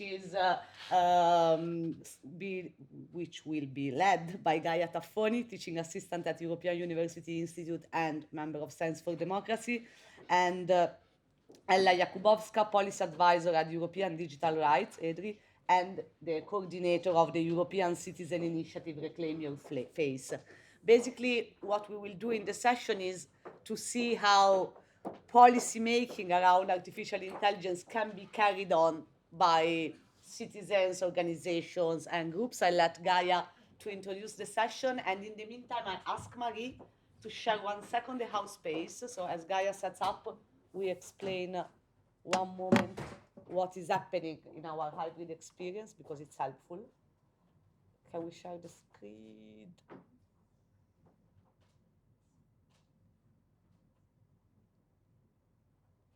Maybe we can't. Okay, here we are. So if we scroll down, we will see what we did in the first session. So all the comments and everything that gets right into house space populates this amazing word cloud, which is one of the functions of the platform. We have others that we will use in the final sessions. So I encourage everyone to write comments, also afterthoughts of the session that we had, because this type of mechanism, this is only one example, will help us to draw better final takeaways at the end of the day. So I encourage the online audience, offline audience, WebEx, YouTube, to engage in the different sessions so that we have better materials for the roundtable in the afternoon and the conclusions. Now I leave the floor to Gaia. Okay, thank you, Virginia. And so for the sake of time, it's going to be very, very short introduction. And it's really a pleasure for me to introduce Ella Jakubowska. So as Virginia said already, she's a campaign officer and policy analyst working at EDRI and also Reclaim Your Face. So this session will be fiction and reality. So we'll start with reality with Ella first. She will be talking about their experience and with facial recognition technologies first, and also fundamental rights. And then I will introduce you briefly to this project with Science for Democracy, which is called PCube, where we designed games for public policy, and specifically the game on facial recognition technology. So it's going, of course, it's fiction, but it's based also on the work of Ella and Reclaim Your Face. So I leave the floor to Ella, and then I will follow your presentation. Thanks. Thank you so much. Good afternoon, everyone, or I guess good morning to a couple of people in other time zones still. I just want to check that you're hearing me correctly and you're seeing my slides, but is that working? Perfect, yeah. Great, okay, yeah, okay, fantastic. So yeah, just quickly to kick off, I'll just say thank you so much for having me today. I'm delighted to be involved in this event. And I really wish I could be there in person, but I have an in-person event here in Brussels that I will be running to afterwards. So I'm with you in spirit. And I want to just kind of start by saying thank you for the really interesting panel debate that's just happened, and I'm hoping I can build on that a little bit as I go through outlining our reality around facial recognition and biometric mass surveillance. And also, because we've flipped the order of this session, I just want to kind of start off then by saying congrats to Gaia and the team on the P-Cube project. I think it's super exciting and important, and I'm looking forward to all of us being able to learn a little bit more about it. So jumping straight into everything, as has already been said, I'm Ella. I work at EDRI, European Digital Rights. We are a network of 57 now digital rights and kind of broader human rights groups from across Europe and beyond, working to protect people's human rights as they relate to digital data, digitalization. So really kind of a very broad scope of things on which we work and that we do. And one of the many ways that we have been working in recent years to protect people's rights is through the Reclaim Your Face campaign, where we have called to ban biometric mass surveillance. And I will get into exactly what we mean by that, how it fits, especially some of the things that Irina has shared about the AI Act and biometrics, and also one of the campaign tools that we've used to mobilize people around what we're trying to achieve through our advocacy, and also that will kind of form the basis of the P-Cube game. So European Citizens Initiative. Just before we even jump into that, in case anyone's not familiar with a European Citizens Initiative, in our experience, they're not super well known always throughout the EU. So an ECI, European Citizens Initiative, is the only tool that is put at the direct disposal of EU citizens to be able to contribute to the legislative process. Of course, our governments represent us through the EU Council, and we have our elected representatives in the European Parliament. But through an ECI, the idea is that we, the people, get to really clearly intervene in the laws that are going to affect our entire lives. So for EDRI, and thinking about the topic of facial recognition and biometrics, we thought that an ECI would be a really great tool to help us intervene in that legislative process. And it was something super new for us, and something that, we wanted to experiment with and see if it could help us with our work. Typically, the digital rights space has been somewhat contained to people who already understand why privacy and data protection are so important. A lot of the techies that have been in this space for decades, some of them. And we thought an ECI would be a really good way to engage a much broader range of people in these really important policy topics. Sometimes I think we can all feel like EU processes, EU laws can feel quite far away. And so it is really important that we have these ways to connect to things that do affect our lives. So that's kind of why I want to make my first point about these ECIs, that they are a super powerful but also underutilized tool. I know that some independent research that was conducted by Science for Democracy and some other partners did show that actually very few people know what an ECI actually is, let alone their rights to be able to participate in one. And so if this is the way that we're supposed to make our voices heard in the legislative process, I think it shows there's a journey for all of us to make sure that people actually do know that they have a right to participate in an ECI. But one of the things that drew us to an ECI, and maybe a key bit of information that I've missed is exactly what it is. I kind of tend to describe an ECI as halfway between signing a petition and voting in an election.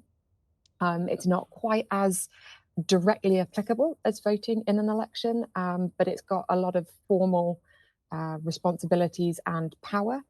But it's like a petition in the sense that you choose a topic that's meaningful to you and you try and get a certain number of people to join you by signing that ECI.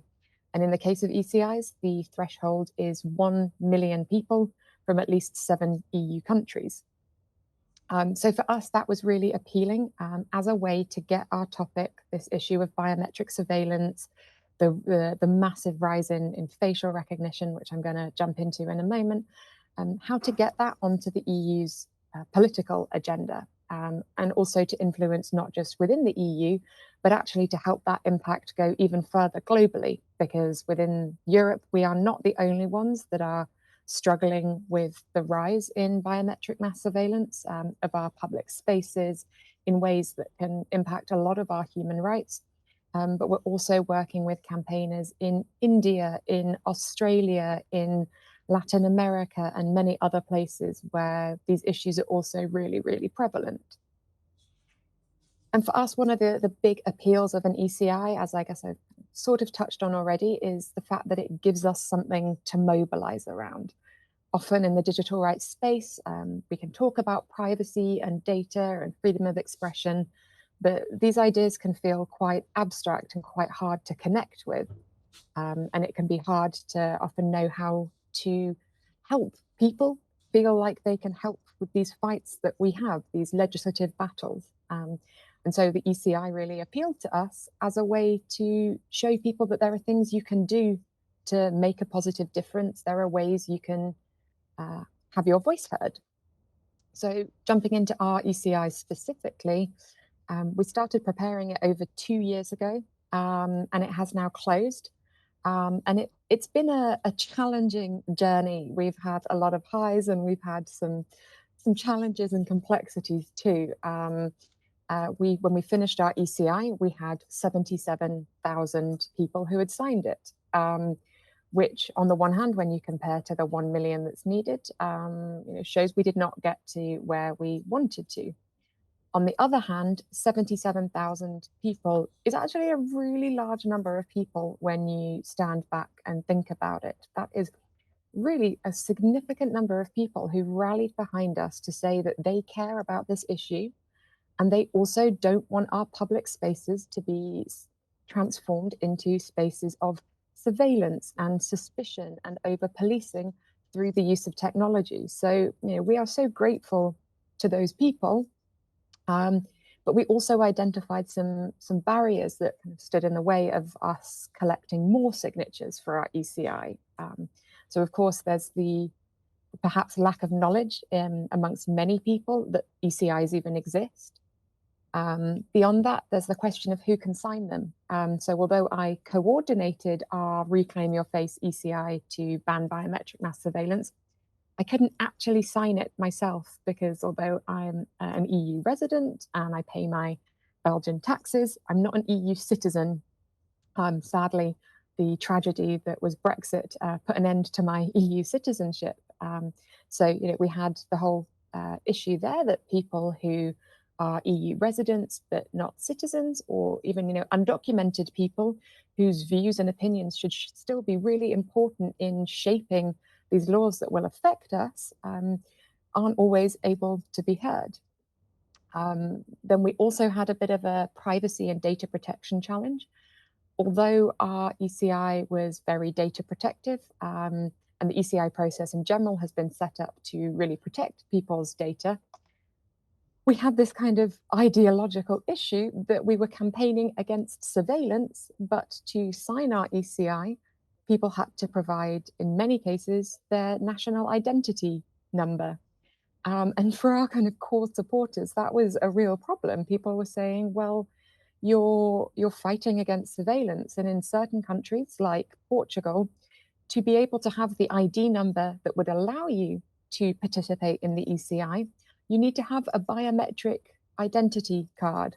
So there's really something quite ironic about our initiative against mass surveillance that actually relies on an existing surveillance infrastructure for people to be able to participate. So that for us was a challenge. And also how new this whole thing was to us. We are not campaigners traditionally, and this was an experiment. And like I said, we've learned a lot, and we have ideas about how the ECI process can continue to improve. But I think exercises or projects like PCube that help people understand why it matters and to raise awareness about ECIs is already such a massive positive thing that we really, really need to see more of.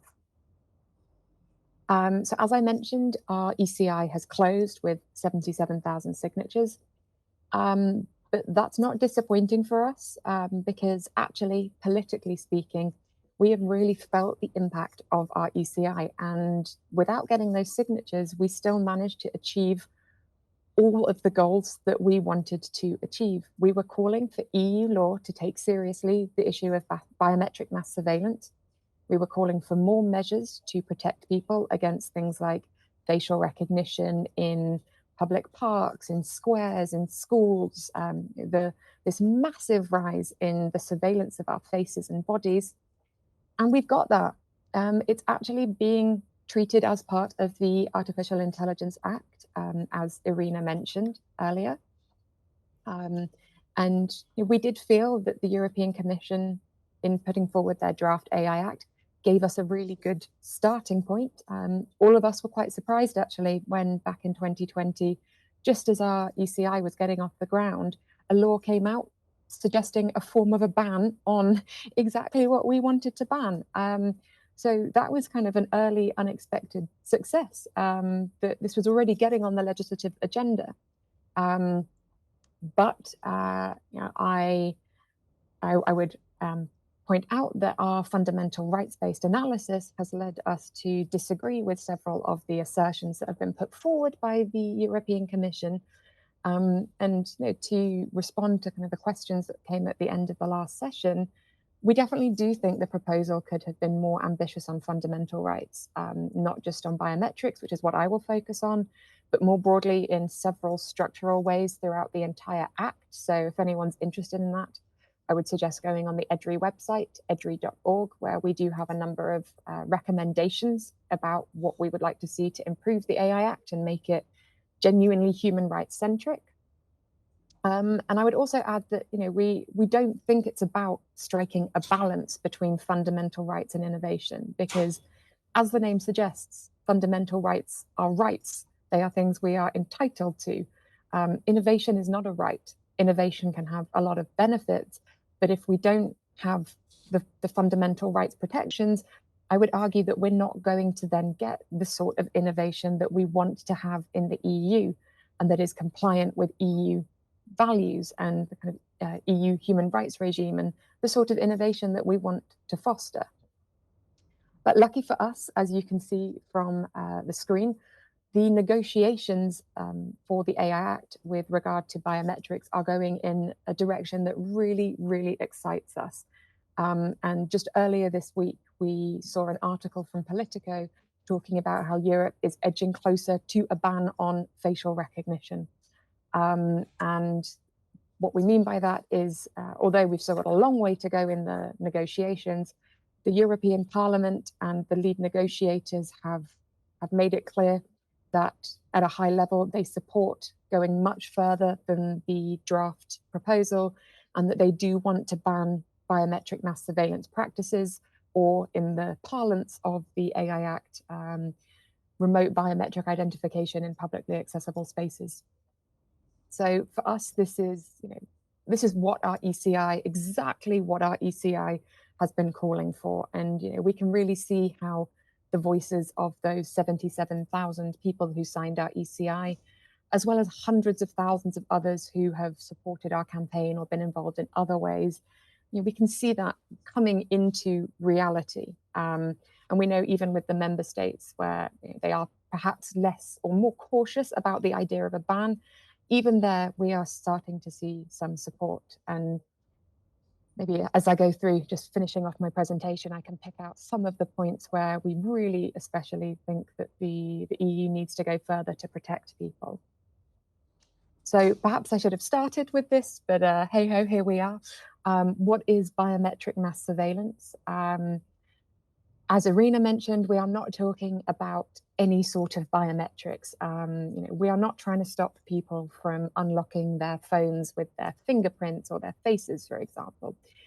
We are talking about the use of systems, of technologies, often AI-based, that will use data about our faces, our bodies, how we walk, how we move, either to identify us or sometimes even to profile and categorize us and try to make claims about who we are, what we think, what we believe. And our view has been that when this is done in any sort of generalized way, in a publicly accessible space, and by general, I mean in a way that would capture every person that walks by or most people, even if later their data are deleted, then we would oppose it, because we think that that will have an enormous chilling effect on societies. It will make people feel less free. And if we look at the real examples that are coming out across Europe, we can see evidence of this. We can see that facial recognition surveillance has been placed outside of churches, pharmacies, lawyers' offices, and queer bars in Germany, to give one of many, many examples. When you start having people being able to be identified all of the time as they're trying to go about their daily lives, you are going to suppress their rights, you are going to interfere with their dignity, you are going to make it much harder for people to engage in democratic processes. So that's the kind of thing we're talking about when we say biometric mass surveillance. And that's what we think that people just should not be subjected to, whether it's by law enforcement or whether it's by local authorities and governments, or even private actors. And we disagree with the Commission's assessment that we don't need to go beyond just law enforcement actors, because right now we are seeing systematically private actors are using the proclaimed legal basis of consent to say, people are consenting to this facial recognition in my supermarket, for example.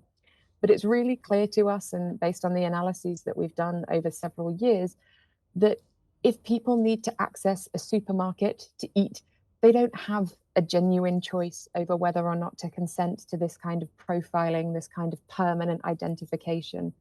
If people want to go to parks, if people want to just live their lives, there is no form of consent that can truly be considered legitimate. And that's why we want the AI Act to make it really, really clear that whatever actor you are, you should not be subjecting people to this kind of abusive practice that treats every one of us as if we are a walking barcode. And as I'm sure many of you are familiar with, we've heard so much around the world about the risks of discrimination, how these technologies can embed racial stereotypes or racist stereotypes, how many traumatic misidentifications there have been of people of color, of how these systems can exclude certain people, how they interpret Black people as being more aggressive. Really at the very center, these are very flawed technologies. But we would also like to make the point that you can improve the accuracy, you can potentially do things to tackle some of the biases and discrimination. But for us, all that will do is make the surveillance even more powerful. Because the ways that facial recognition technology and similar technologies are deployed at the moment in public spaces are already discriminatory. Like I said, we see queer bars being subjected to this kind of biometric surveillance. We see areas where migrants are sleeping rough. In one of the examples I'll come to, we see at the borders people being used as a testing ground, people who are on the move. So really, this is an ideology of technology that at its heart is policing and suppressing the rights of certain groups of people. And that's why we don't think any sort of technical fix can make it better. So this slide is just meant to kind of convey my point about the chilling effect and the permanent surveillance.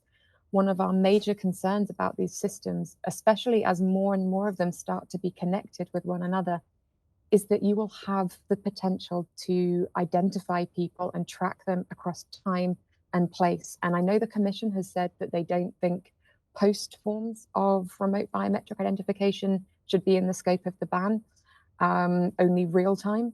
And that's something that we are really strongly fighting against, because post forms of facial recognition, if anything, can be even more dangerous. When you think about the ability to turn back the clock, how you could use the notorious Clearview AI or other systems, and you could see where a person has gone, with whom they've met. Just think about how that could impact people's willingness to vote, how it could suppress journalists and whistleblowers. It could be used to crack down on political dissent. Maybe it could even be used in countries where abortion is criminalized to actually seek out who has been seeking an abortion. And these are not hypothetical risks. These are not things that don't apply to us in the EU. We're seeing a very real democratic backsliding in the EU. We're seeing some countries criminalizing abortion, and we're seeing the Pegasus scandal recently, where journalists and opposition members of parliament are being hacked and surveilled. So we really need to be alert to these risks, and so that's one of the reasons why we think that these post forms of biometric surveillance that are actually the most commonly used ones across Europe right now need to also be tackled and banned. I've got a few slides here on some use cases. There are so many, and that's actually what catalyzed us to do this work and to launch our ECI, was just starting to chart out how many EU countries are conducting biometric mass surveillance against populations, whether that's by police, whether that's by councils and municipalities, or whether that's private actors. And we've seen, really this rise has just been enormous, and we've got a lot of reports on our website that back this up, this fact that it treats us all as suspects. And then we've got this additional risk of profiling people, predictive policing, repeating discriminatory history through algorithms. I note again that the European Commission said, when we're talking about things like how people's faces and bodies can be used to make predictions or inferences about them, that will be, the risks will be mitigated by making it transparent. But for us, that's just not enough. If you've been profiled because you appear to be a woman, or any other characteristic about you, even if it's not something about a protected characteristic, if it's about the color that you're wearing, we think that just knowing that was done does not solve the harms. People being put into boxes on the basis of how they look, or what they're wearing or how they're acting, is a really, really dangerous practice. And you can see on the screen a screenshot from a collaboration that we did with several Roma rights groups, where we looked at the history of how Roma and Sinti people have been persecuted on the basis of how they look, and arbitrary judgments about their facial shape or them not exhibiting the right behaviors. And that's actually what's led to things like biometric categorization and emotion recognition, which are practices that often go alongside biometric identification, that we say that they've got a lot of their roots in practices like eugenics. And we just don't think that this is the sort of technology that people in Europe or anywhere in the world should be subjected to.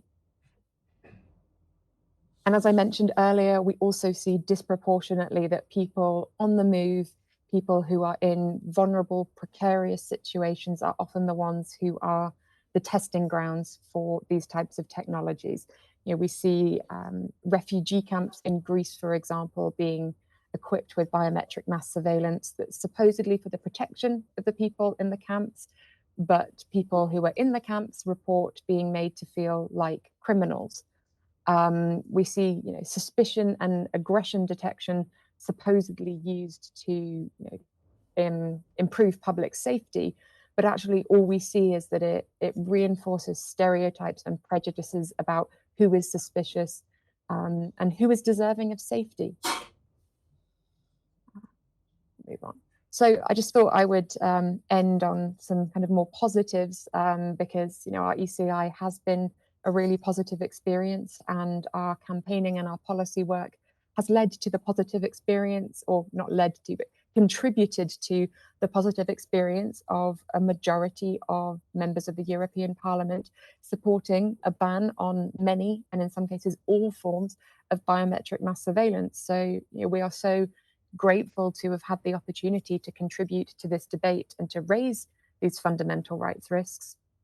So I just thought I would close with a couple of examples of the resistance that have led us to get to this point. One of them is a little stunt we did with paper bags, based around the idea that the only way you can escape facial recognition in all of your public spaces is to put a bag on your head. And we invited our supporters to take silly photos of them putting bags on their heads and showing how hard it is to live your life with a bag on your head.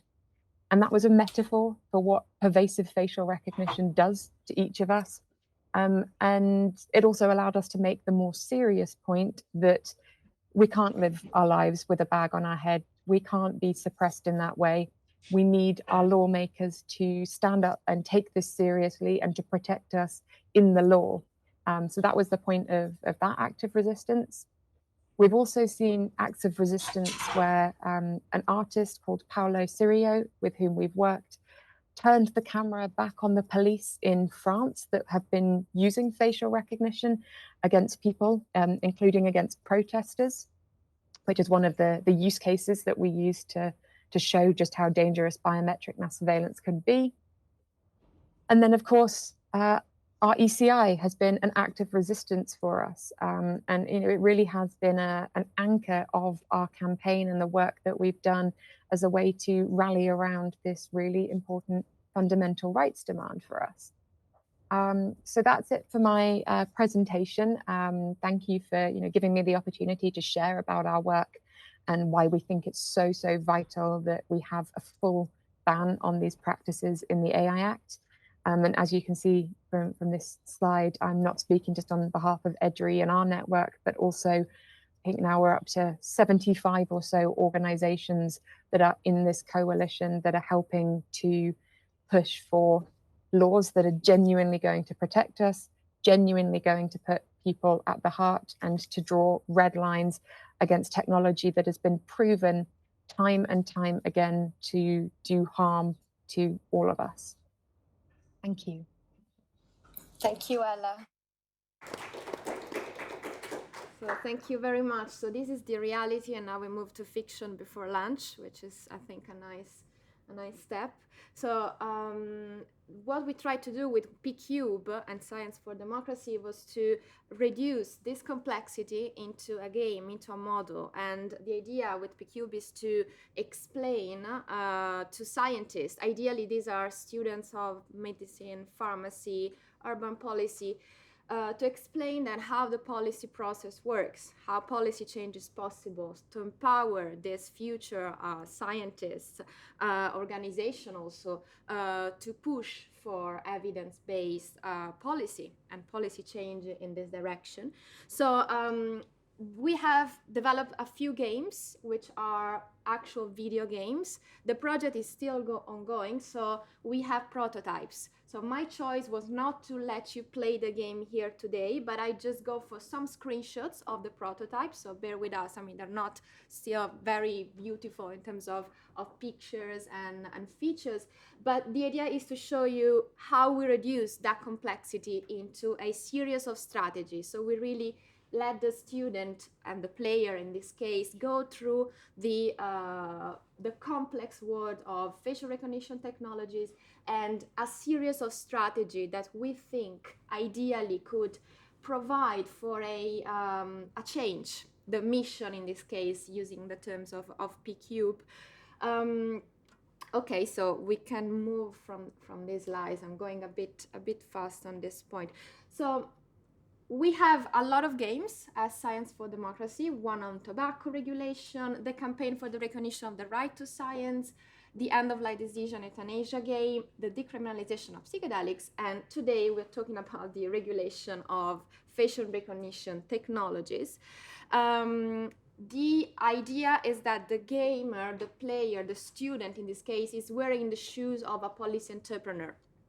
So the policy entrepreneur can be a collective actor or a single actor, an organization like Science for Democracy or Reclaim Your Face, for instance, as with Ella.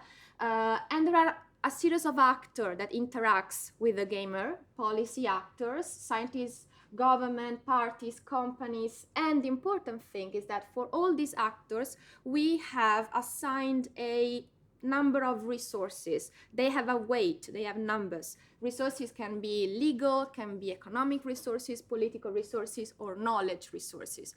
So the game ends and the strategy unfolds if the number of resources are, of course, greater than 0, otherwise the strategy fails.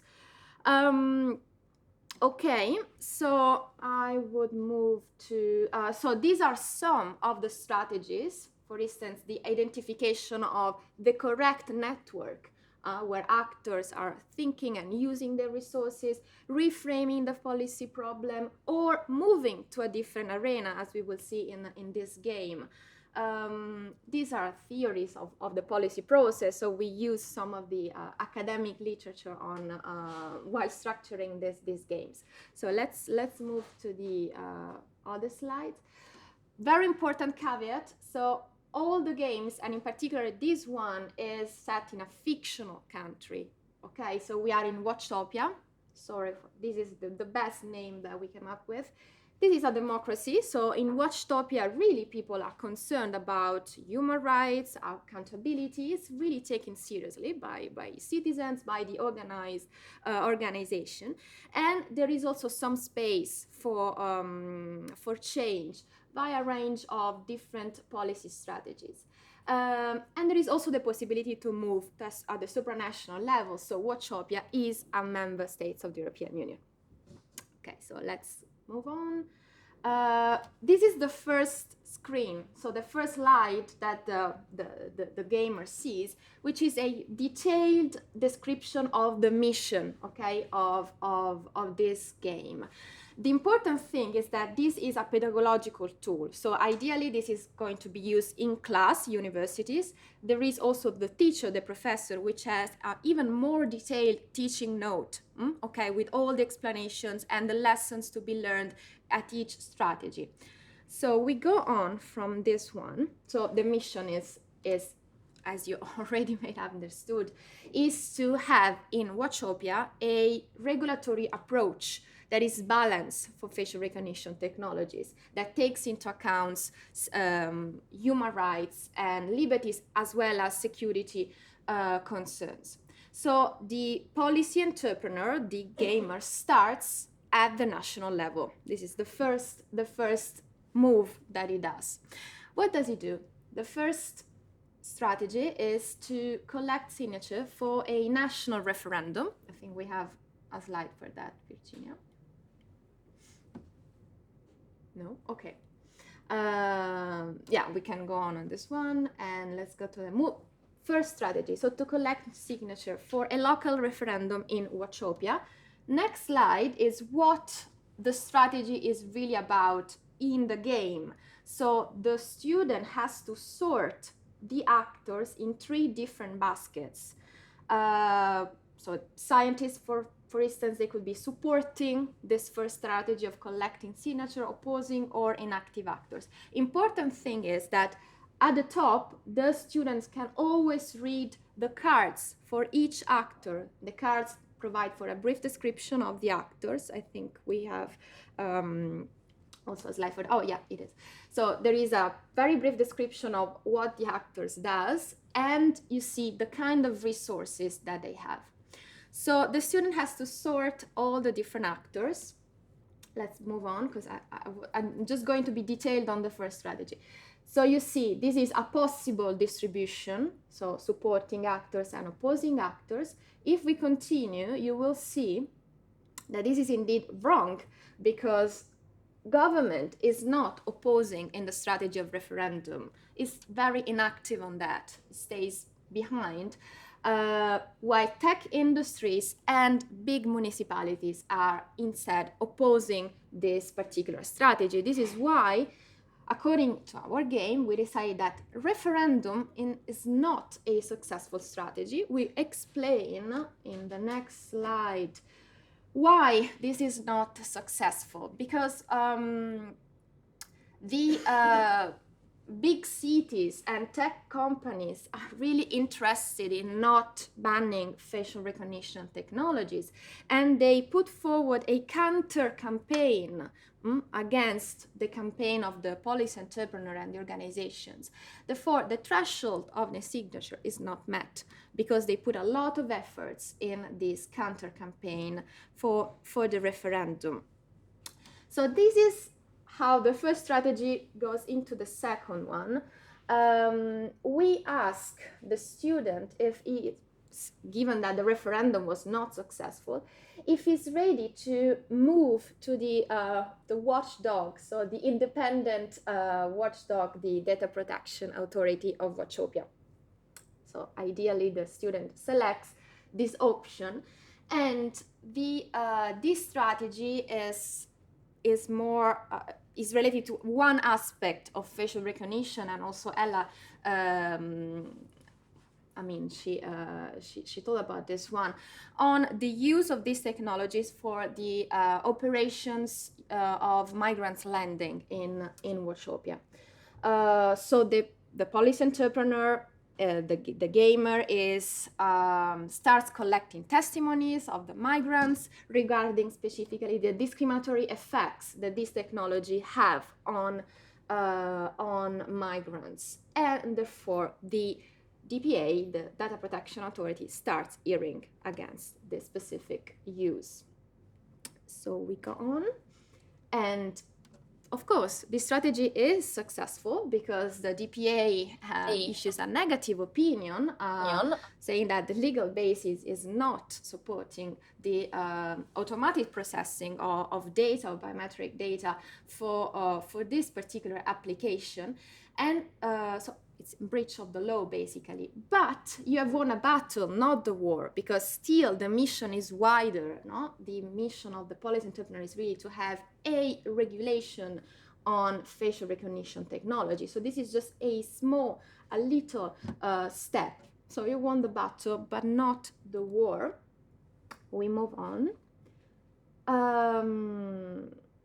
And here, I think it's interesting, and in the teaching note, this is, of course, very well explained, that legal resources, because the use of, let's say, the use of the DPA strategy is what we call a legal strategy, a legal resource, is a good strategy. In fact, this strategy is a winning one, but it's still covering just one problem of the application of facial recognition technologies, not the whole issue. So now, what is the problem here is that the national level is clearly stuck. No referendum is possible. DPA is just solving one issue. So the idea is to move to the supranational level.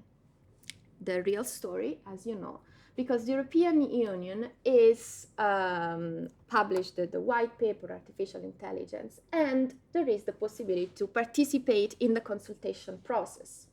So we expect also here a part in which the students learn about rulemaking at the EU level, what is a consultation process, and the strategy then moves to the supranational level, to the EU level, and the player then has to respond to the questionnaire, they has to submit the document with a certain time frame, with evidence supporting the options on why banning facial recognition technologies. Again, this is what I call a meso strategy. Yeah, a meso strategy, indeed a successful one, because consultation and therefore the proposal that the Commission then publishes is just, again, one step, because then the proposal has to be voted by the Parliament and the Council. So again, this is the message that we are almost there, but now, I mean, the risk is very high. So the proposal that is presented by the Commission is proposing, and I'm using here the Commission's narrative, a balanced approach. So that takes into account fundamental rights as well as innovation for what concerns artificial intelligence and facial recognition technologies. But there is a big risk now. So the next slide, and here, if you want to answer to this question that we propose, so who is going to block the balanced proposal of the Commission? So we have put tech industries, big cities, scientists, the European Parliament, and the Council.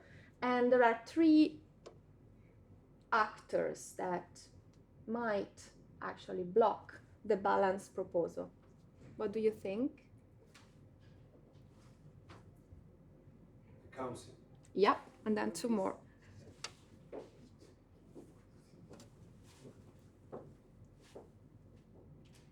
Industry. Yeah. I'm just taking notes.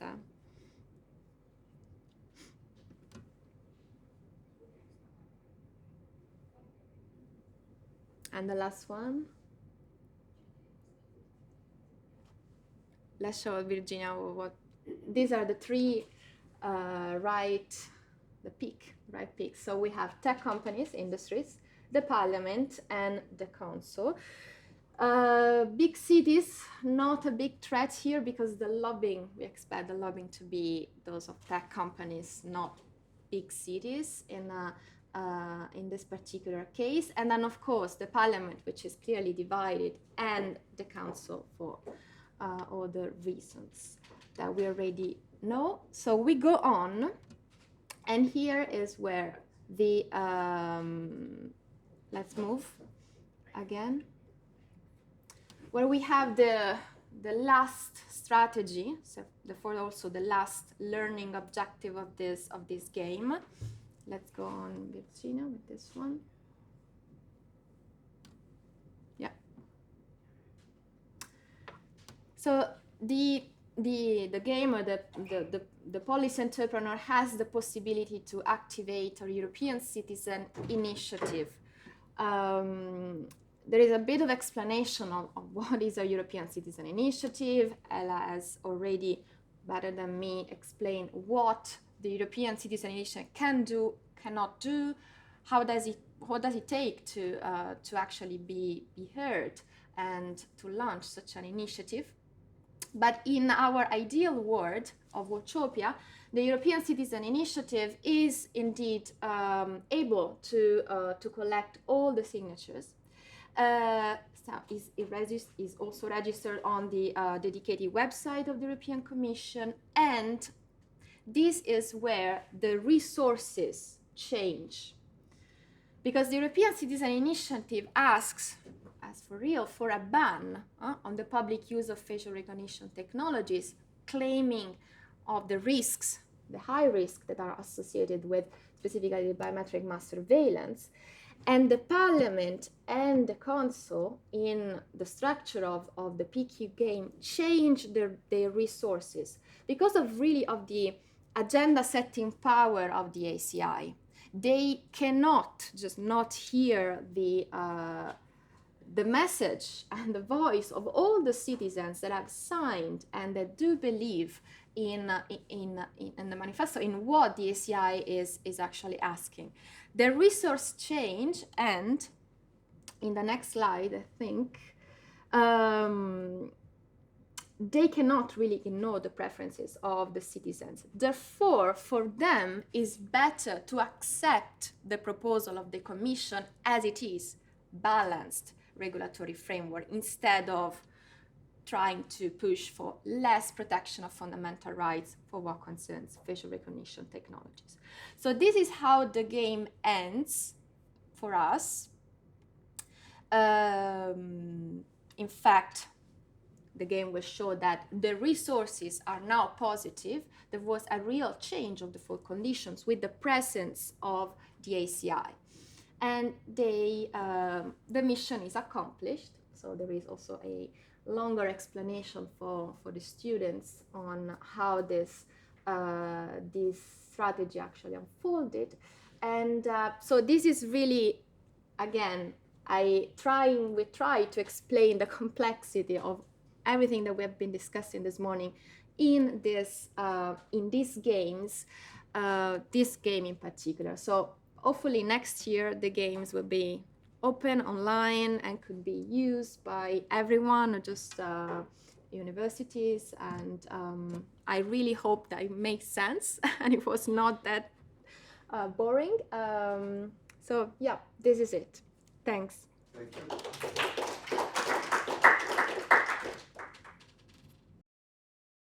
Antonella is still there.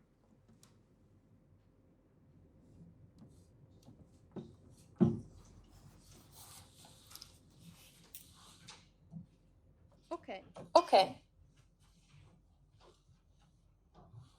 Join Gaia on stage. Thank you.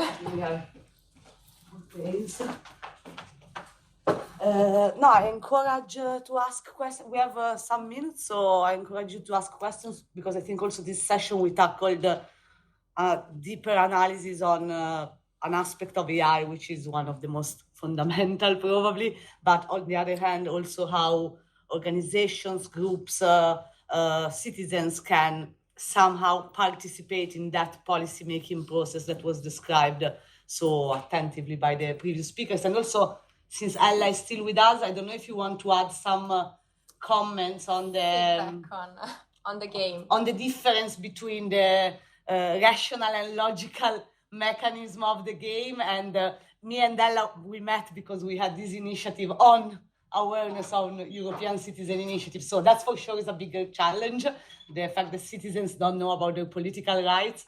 But maybe do you want to add something on the presentation that Gaia shared and comparing the process? Maybe it's interesting. Yeah. I mean, well, I will say congratulations. I think it's a really important and valuable project, and actually, you know, it has a lot of resonance with the process that we go through.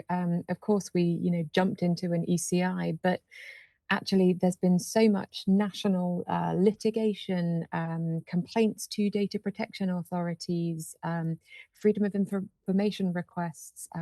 We've even had some national a national moratorium on some forms of facial recognition in at least one European country. So actually these kind of steps are quite logical, and they do reflect the ways that as activists and advocates we do tend to work. And I think it's really useful to emphasize that ECIs are one of the tools in our toolbox, but also these other tools are super valuable and important. And, you know, I will credit my colleagues. There's about 5 EDRI organizations who have worked really hard with data protection authorities raising complaints and have led to some of the enormous fines that you might have heard of for the unlawful use of Clearview AI's facial recognition software by some police forces and some other public authorities across Europe. You know, that's also a fantastic way to claim our rights. And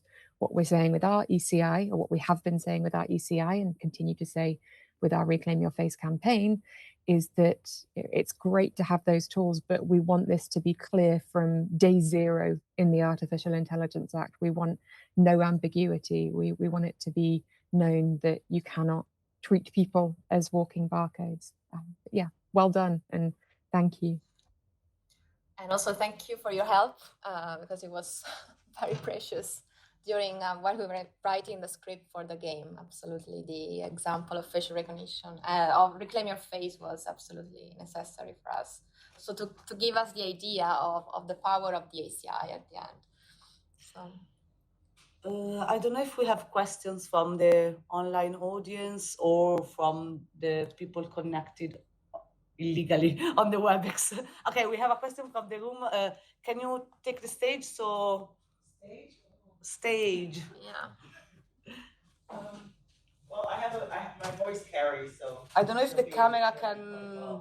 No, we need you here. I'm sorry. Oh, come on. If you were online, but you know.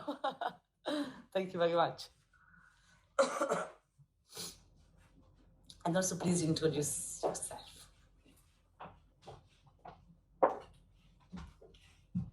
This is good? Yes. Okay.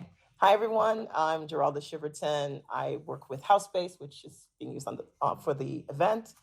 My question was related to the signing of the documents for the European, I think, Citizenship Initiative is what I think you mentioned. Are you seeing a divide in countries, like to people that think that it's necessary and people that don't think it's a big deal? Because I think, you know, if you're talking about maybe some governments feel that it's necessary for safety reasons or for security reasons, and then other citizens kind of agree. So I just wanted to know if you're seeing any divide along those lines in the European Union.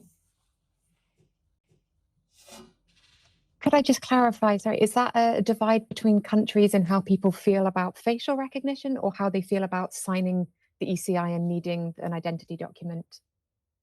I think you can say a little bit of both, but I think it's more relating to signing the document. They don't think it's a big deal or that it's necessary. Well, for us, there wasn't a clear picture. I mean, many of the people that got in touch with us to say, I don't want to give my data to any ECI, were either from Germany or Portugal. Portugal, I think the reason for it was the fact that they have to use a biometric identity document to be able to sign the ECI.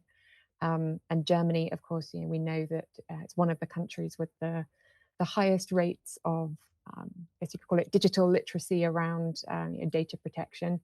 But at the same time, we were most successful in Germany in the collection of signatures for our ECI. So clearly a lot of people were so motivated about this issue that it overcame their hesitation about potentially signing an ECI. And one thing that people said to us is, because we'd chosen to host the widget to sign the ECI on our own website, we thought that would be better because people don't have to go off to the European Commission's website and have multiple steps.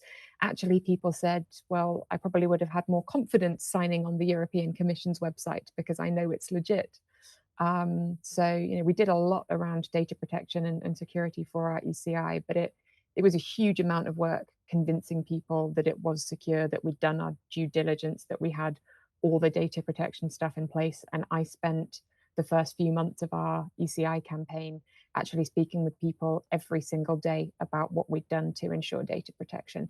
And in a way, that makes me happy and excited, because part of what we work on at EDRI is data protection, and knowing that people are skeptical about giving their data and want to understand what you're doing to protect it is pretty great. So, we try to see it optimistically. And then on the other bit about, different attitudes across Europe around facial recognition and this kind of surveillance, we definitely see kind of pockets in every country of both perspectives. But I guess people in Germany are definitely particularly attuned to the threats of facial recognition, and also people in several Eastern European countries, former kind of Soviet bloc countries, where people have in living memory what it's like to live under a surveillance society, often can help people understand, again, that we're not talking about some hypothetical threat to privacy, but we're talking about the sort of world we want to prevent, sort of dystopia that we don't want to slide into. I hope that was helpful. Very helpful. Thank you. Thank you very much. There is still time for a question.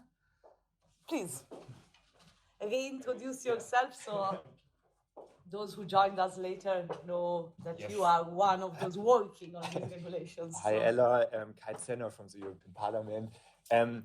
Maybe also to bring in a little bit the perspective from the Parliament, as far as I can speak for everyone. But I would say, again, a little bit coming back to the first point of my presentation, there is a larger majority, stable majority in the parliament to really prevent those use cases that Ella was presenting per se.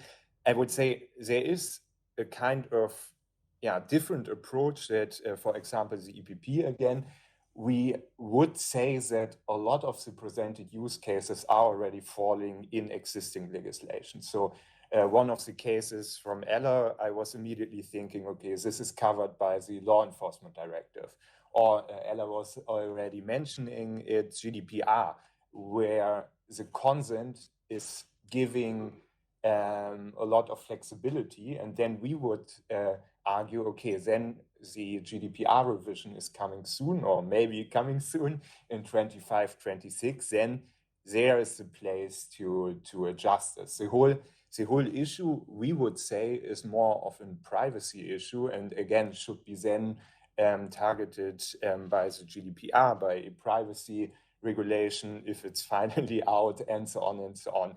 Because one thing that from now a better regulation agenda, or taking better regulation principles into account, what we can see, especially when it comes to digital legislation, there is, let's say, the attempt from policymakers, if there is a new topic or a topic that is debated right now on Twitter or whatsoever, to put it again in a legislation. So we have it now with targeted advertisement. There is a new regulation, a proposal on political advertisement out there. It is already covered by the new Digital Services Act, but several groups were also tabling it as an additional amendment to the AI Act. And this, in the end, leads to a situation where several legislations are addressing the same point, and this doesn't help. So again, fully supporting the objective, but we as EPP, we really think, taking better regulation into account, we should deal with this problem in existing legislation and on most of the use cases with the GDPR. And we would agree that there is need for a revision, that consent cannot be misused, as Ella was presenting it, but not putting now a blank ban in the AI Act, maybe just from our side. Thank you. And maybe this is also interesting for Ella again, like if as EDRI you work also, I guess, on the different regulations. So maybe if you can describe from a civil society organization perspective, the complicated work around the complicated functioning of the European Union. Maybe it's somehow to find a balance between the two perspectives. Absolutely. And, you know, it's really important to look at making sure that we're not duplicating, that we don't have overlaps in the legal framework, exactly as Kai is saying. And, you know, we've been really grateful for some very lively engagement with Mr. Voss's office. And we understand that we don't have exactly the same analysis of this situation. But what I will say is that EDRI's position on biometric mass surveillance and on the AI Act is based in a lot of research and a lot of legal analysis. And we do believe that a ban on biometric mass surveillance is needed in the AI Act and would complement rather than duplicating existing legislation. Just to give a couple of very brief examples, I think the GDPR is a fantastic basis already, and I would be wary of reopening it and anything that could lead to weakening what's in there. Instead, I would point to how the GDPR Article 9, Paragraph 4, for anyone that's got their GDPR text to hand, actually foresees additional protections of biometric data as technology evolves. And I would say that's exactly the situation that we're in now. When the GDPR was passed, we didn't necessarily foresee how problematic biometric mass surveillance was going to become and how prevalent facial recognition would be. And we've got a lot of case studies on our website and through our campaign that show how GDPR has some gray areas when it comes to biometric data. So we think that the AI Act is the perfect opportunity to clarify that it would be very consistent with the GDPR to have that. And also with the law enforcement directive that Kai mentioned, the processing of biometric data isn't prohibited for law enforcement under that directive. So actually, there's a very strong need for us to have legal clarity over what is and isn't acceptable by law enforcement. So I would be really happy to discuss further the findings of our legal analysis that have led us to this conclusion that a ban in the AI Act is absolutely the best way to protect people's rights, and that if we don't have this prohibition, people are going to be left vulnerable and exposed to these misuses of technology. Ella, thank you very much. I have a very, very short question on the future of the ACI, or what you're going to do now with EDRI. What are your actions now? This is just to bring the discourse back to policy tools for policy change. We're going to keep using the results of our ECI, the views of those 77,000 people and the other views from other parts of our campaign. Serbia, for example, our partners there, Share Foundation, were not involved in our ECI, but they've got tens of thousands of people who've signed their national petition against biometric mass surveillance. So we're going to keep working on bringing these results to the forefront, keep encouraging the parliament and national governments to do the right thing, and continue what we've built as the Reclaim Your Face movement, to keep pushing until we feel that people are sufficiently protected in European and national law from these practices. And for me, the evidence that we're not there yet is the fact that these abuses are still happening day in, day out, and that's why we want this high-level action. Okay. Thank you, Ella. Also, because I think you brought up in this conclusion two aspects that, in the light of the rights to science and the approach of science of democracy, are quite important. First of all, that it's true that today we are looking with the EU lenses at the matter, but matters such as artificial intelligence recognition are broader than the borders of the European Union. So, for example, Ella mentioned the action in third countries, applicants, member states such as Serbia, and in general, the right to science is enshrined by the United Nations. So I think it's also important to take into account, as Marc Rotenberg was mentioning, that EU policy-making process should also be balanced with other institutional and transnational bodies to ensure the better regulation possible, to quote our professors. So we can close this session. I thank Gaia Taffoni for the work on PCube, the introduction and the preview of the game. We now have the lunch break, which should be ready for us here and not for the online audience, I'm sorry.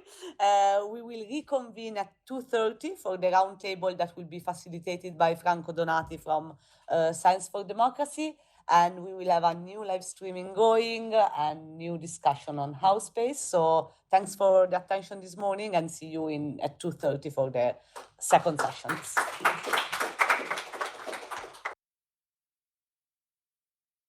Welcome everyone on behalf of Science for Democracy to the second session, the afternoon session of the event, Human Rights Centered AI Design.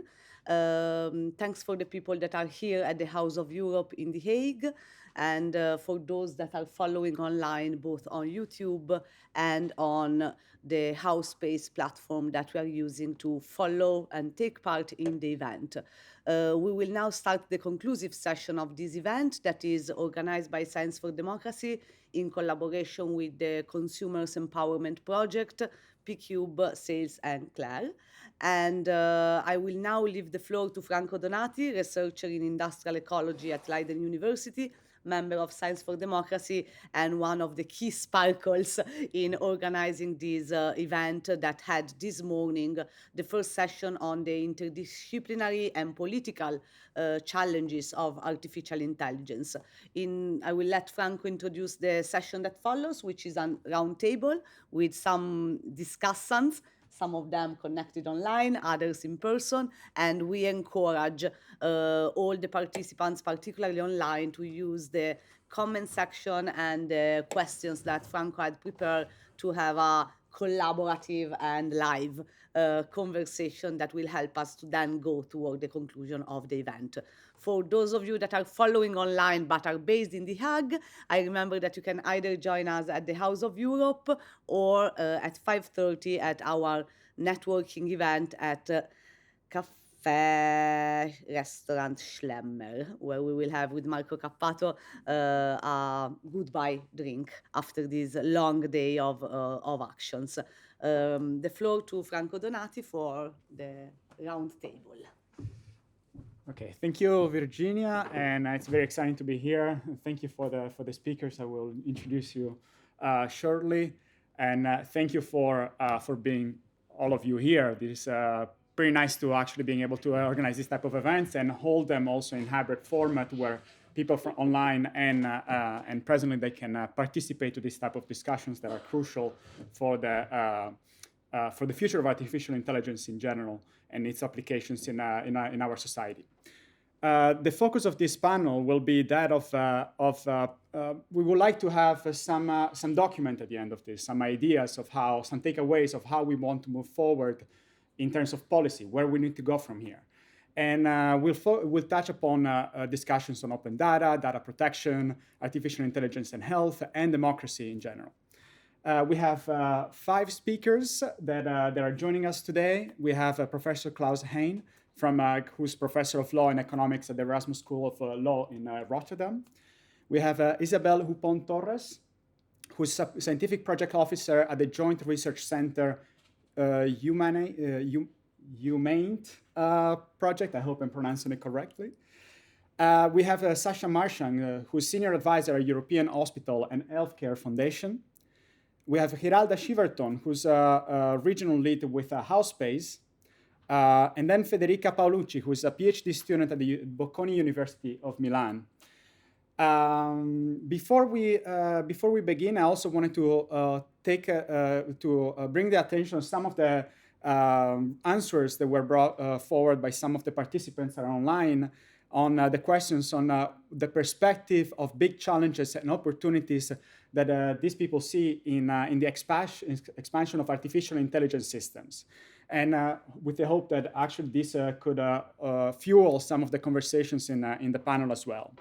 And some of the opportunities that were brought up are technological and development, technological development that leads to better research and understanding of phenomena, ergo broader knowledge, or knowledge, education, and more information about law in this area in general is one of the challenges.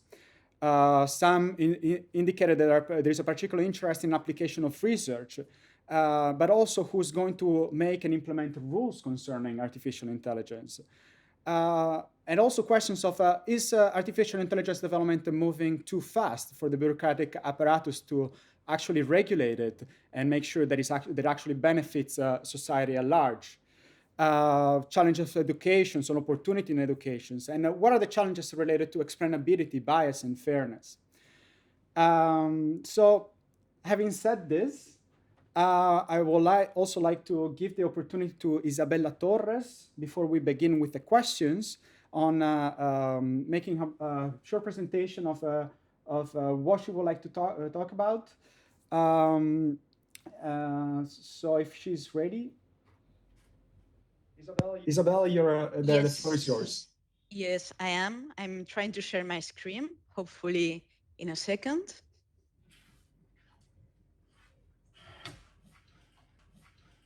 Okay, can you see my screen? Yes, we can. Okay. So, well, hi, everyone. I'm happy to be here, even if it is in virtual mode. My name is Isabelle Hupont. I work as a scientific project officer at the European Commission, more particularly in the Humane group. So in Humane, I hope I'll be, yeah. So in Humane, what we do is objective science, of course, for understanding the impact of artificial intelligence on human behavior, how AI impacts humans, but also how we humans impact AI. And we are a multidisciplinary team. In my case, I am an engineer, but I work with also social scientists, mathematicians, people from also economy and experts in education and so on. So because we really think that multidisciplinarity is the key towards the full understanding of AI. So we study the AI systems and the opportunity offer. In the case of risks, we focus on safety risk and risks to fundamental rights. This is aligned to the AI Act that my colleague Irina has presented this morning. We also work on technical stuff, of course. So we develop methodologies for what is called trustworthy AI, which is something that is becoming more and more popular in the good sense, because trustworthy AI, it's about fighting discrimination in AI, fostering transparency practices, and including human oversight practices. And also an important part of our job is to focus on real world scenarios of AI. Where is AI applied nowadays and how, and in which fields? So I would like to start by this video. This video is a facial processing algorithm. It's not a facial processing system. It's just an algorithm that extracts information from my face. Where are some points around my face, where I'm looking at, my head pose, if I'm looking to the left, to the right, some micro expressions, which are these things that are activating to the right. It can be if I'm lowering my eyebrows or if I'm smiling or blinking, for instance. No, this is raw information. It is not taking any kind of decision or interpreting that because I lower my eyebrows, I'm surprised, okay? This is an algorithm. Of course, for instance, we could do many things with these algorithms. This is not the case in this example. In this example, the system is not identifying me. It's just extracting information from my face, but in an anonymous way. It could be identifying me. In this case, we were talking about biometrics.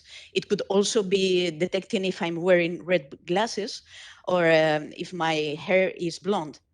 But this is an algorithm. So what really matters is what we do with this algorithm, which system we build upon this algorithm.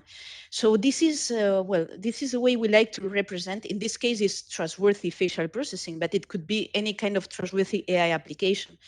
So we have made this publication in the journal Nature, as a scientific report. And there are 7 requirements for trustworthy AI. You probably know most of them.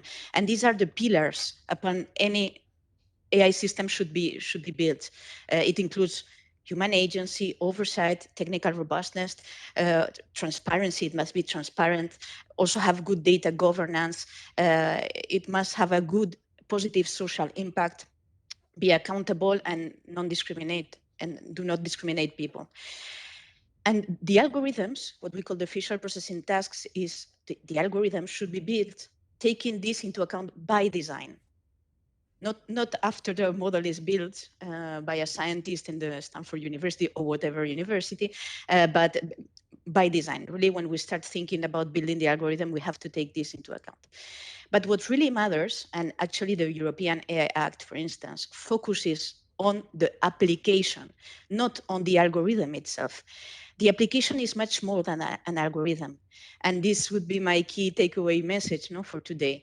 We have the algorithms, but then we have to take into account which end users are going to use it, which interaction mechanisms are we going to provide these users so that they can override system decisions or they can control some thresholds to better suit their needs. There is also a context of use, the geographical context, behavioral context, and also there are operational data. And data captured in real time by sensors. If we are talking about face recognition, it could be a camera. And these data are working in real time and are very different from the data that are used in the lab for training the algorithms. So we have to focus. I think that nowadays you can find a lot of academic papers or studies, scientific studies focusing on algorithms, but very few of them focus on applications. And this is actually what we are trying to fight now in my group, in Humane.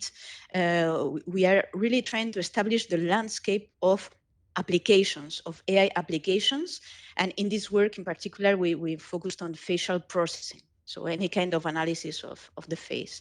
So just to give a couple of numbers about the importance of this study, if it to serve as a good practice. We reviewed more about 4,000 scientific papers. We identified almost 200 companies having real products in the market that use some kind of facial analysis technique.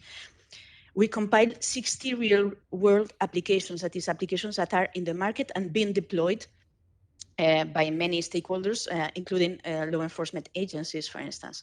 And for each of these 60 real-world applications identified, we assessed their applications areas where they are applied, the risk level they have according to the AI Act, and the key companies that are putting these applications in the market.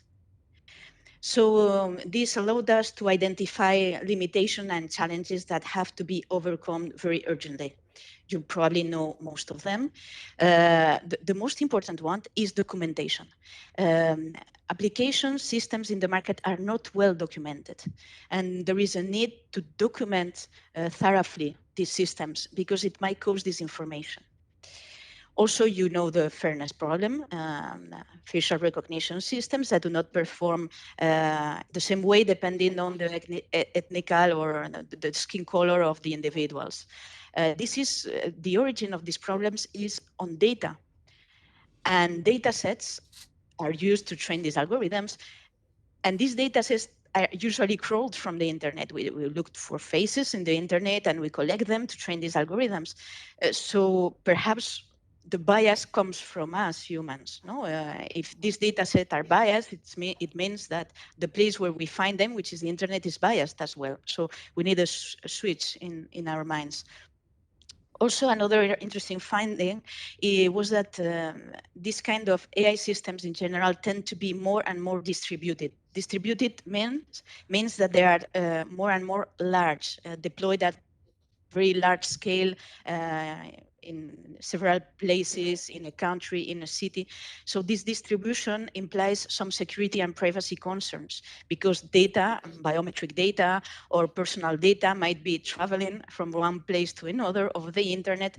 So much more research on techniques such as federated learning, visual cryptography have to be carried out, and also try to focus on the data minimization using the least amount of data strictly necessary.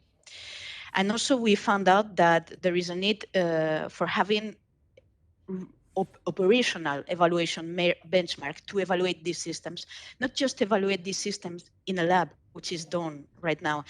We need to move to operational setups, of course controlled, to see how the accuracy, the performance of these systems decays when moving to operational settings, which is usually a big problem for many AI applications. So, well, these and my next slides are an enumeration of the 60 use cases we identified. Just a couple of things I would like to highlight. There are systems that are no risk, that are minimal risk. This is why they have the green light. This is according to the AI Act. We all know we can unlock our mobile phones with our face. This is a minimal risk. However, there are systems that are high risk, and this is, of course, high risk or even prohibited, which is the black dot. This is mostly mass biosurveillance, as it was mentioned in the earlier panel. So, of course, we have to be aware that these systems exist, and these are the systems where we have to put more effort on transparency or these 7 pillars, no, for trustworthy AI.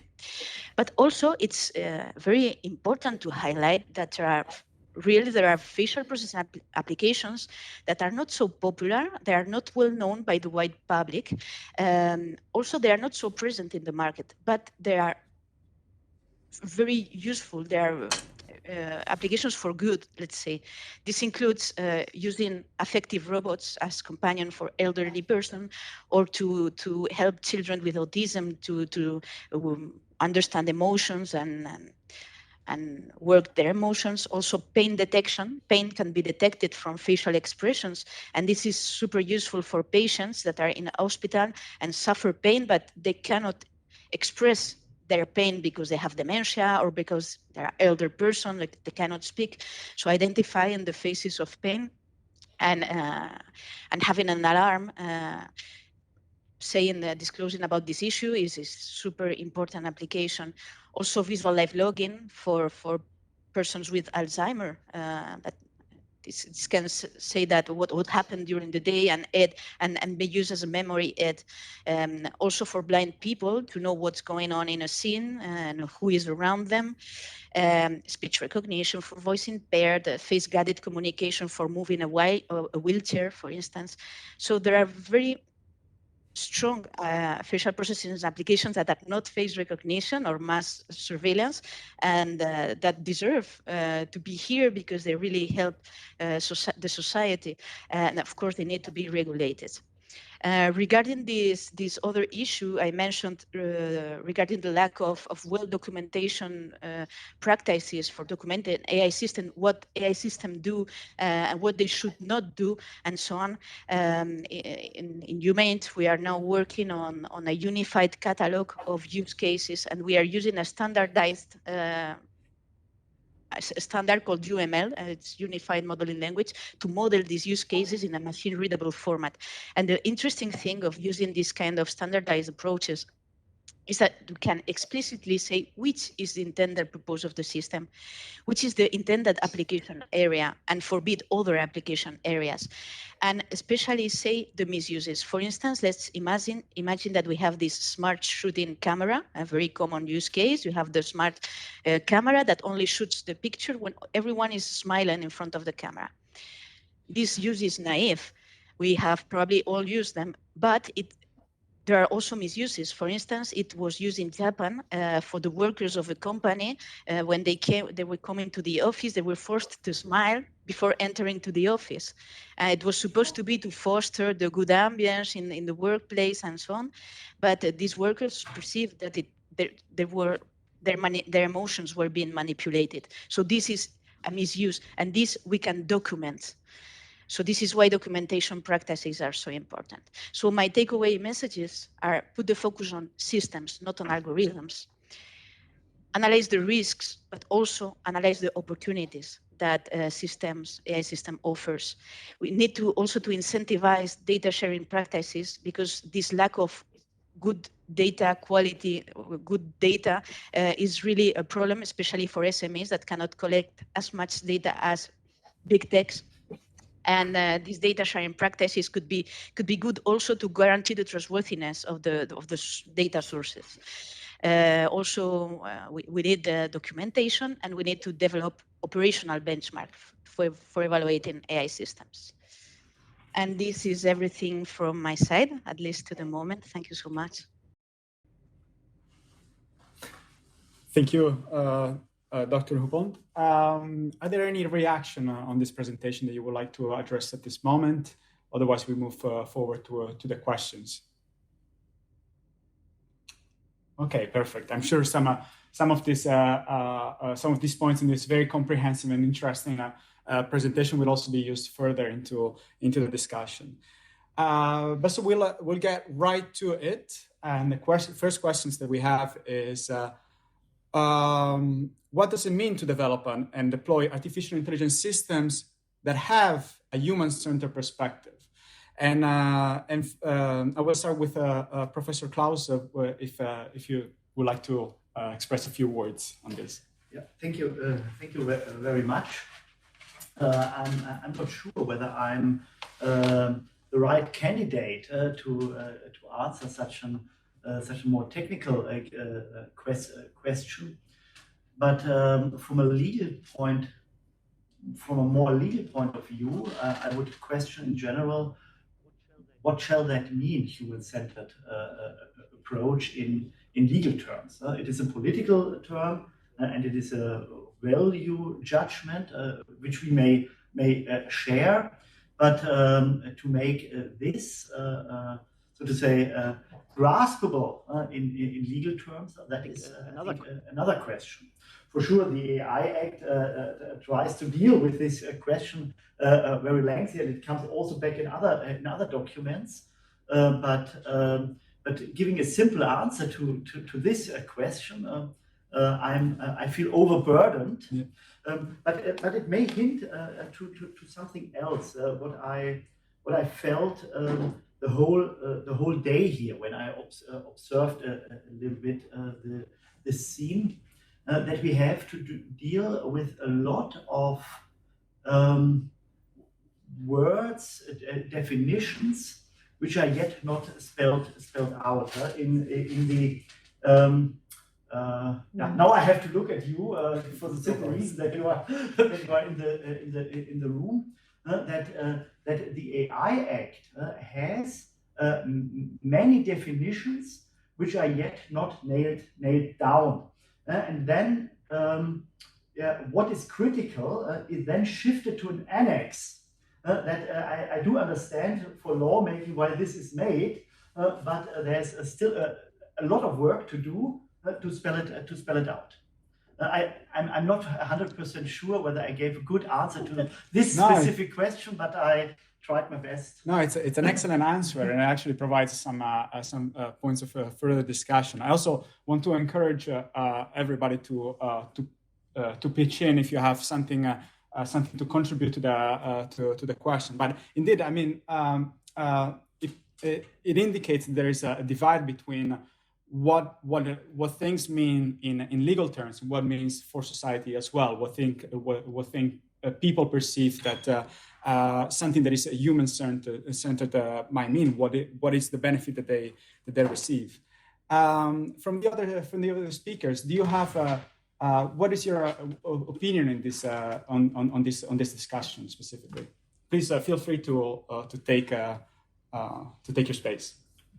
When you say human-centered, that's kind of the point I got stuck on. You and I had a discussion earlier about I traveled recently abroad, and I won't say the country, but when I came, sorry to when I came, when I entered the country and I had to show my passport, they did a retina scan. They like scanned my face, my biometrics, I guess.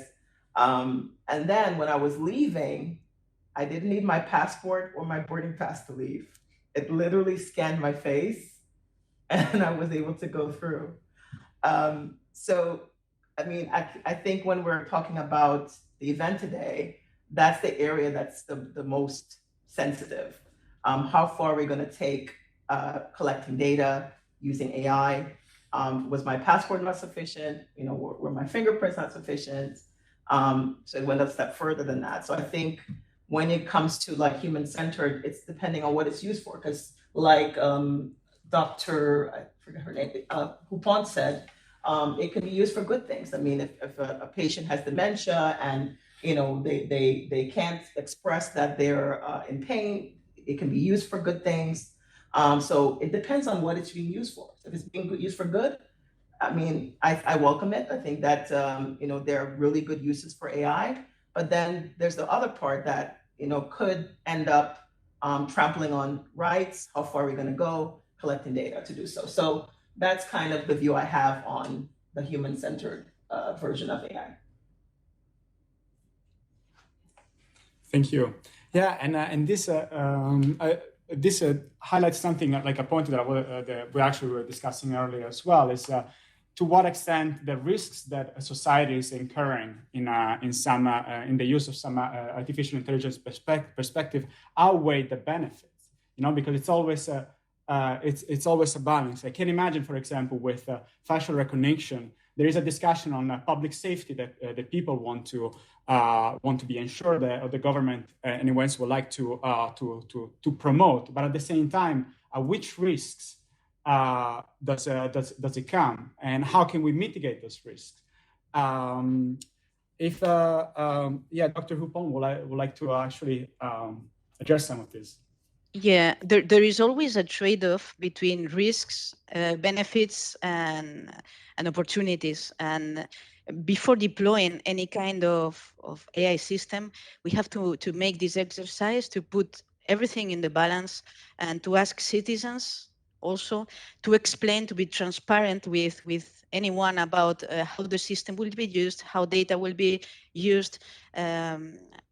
also include this multidisciplinarity perspective. I mean, not only putting engineers deploying these systems, but also the civil society representatives, also experts, psychologists.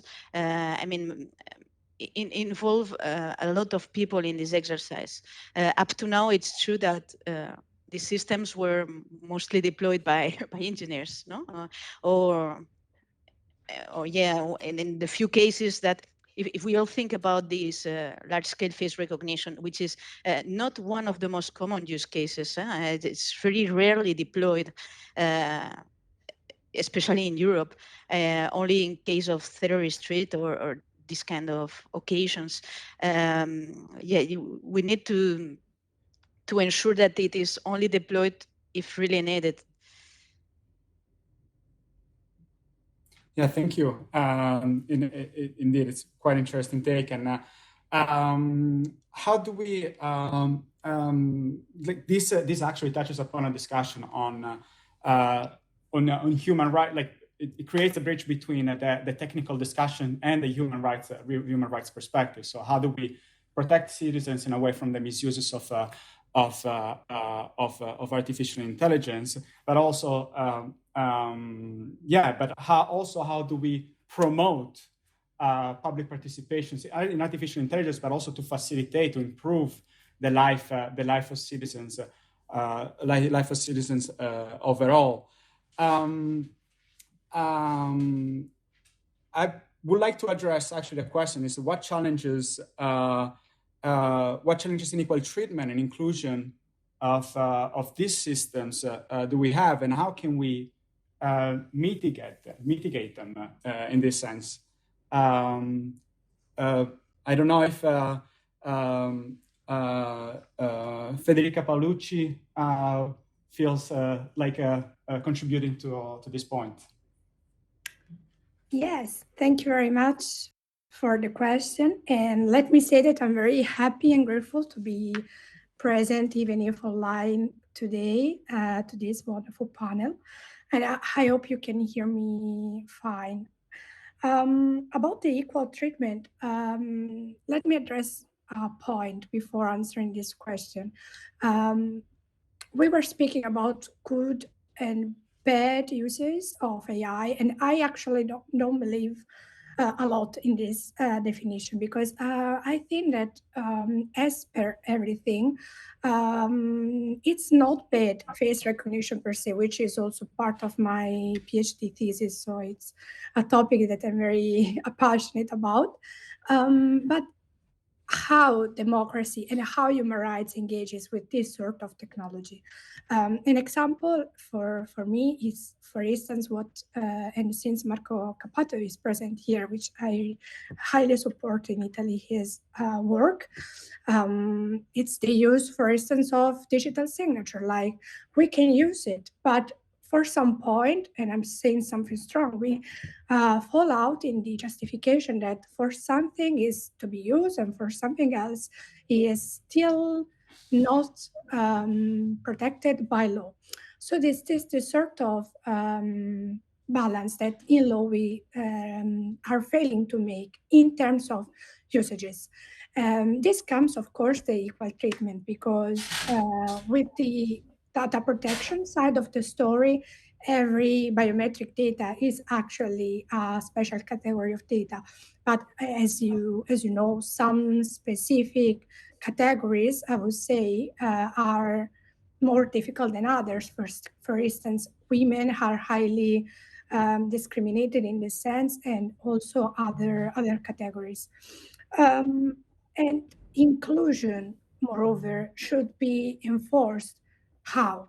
Basically, as someone was saying before, making the algorithm and the AI learning before putting it into the market, before actually thinking about the bad and the not so bad, I would say, usages of this technology. Because only if we take into account this human rights, I would say, balance before we actually employ this technology, this is the only possible way we can foster inclusion and equal treatment. Thank you. No, it's a very, very interesting and broad response in this sense. And what are the I wonder in this sense how we can mitigate also from a legal perspective some of these misuses or some of these negative effects, if there is even like a legal response to this question. Professor Klaus, would you? Yeah, I would say there is a legal response, and maybe it even fits with the ambitions of this initiative and all the concerns which are put forward here, because we may have a paradigmatic shift in the legal treatment of this problem, and that is, would it not be an idea to make all data public ownership?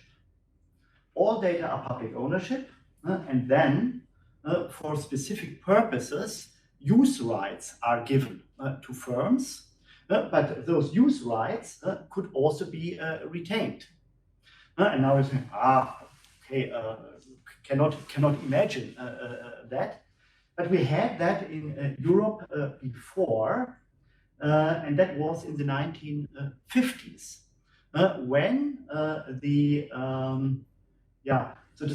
high technology of nuclear physics came together with nuclear material, and there it was also a long-standing debate about how to regulate that. Shall we have the forces of the private market with a lot of regulations around, or is that maybe too risky, and we should have it in public ownership?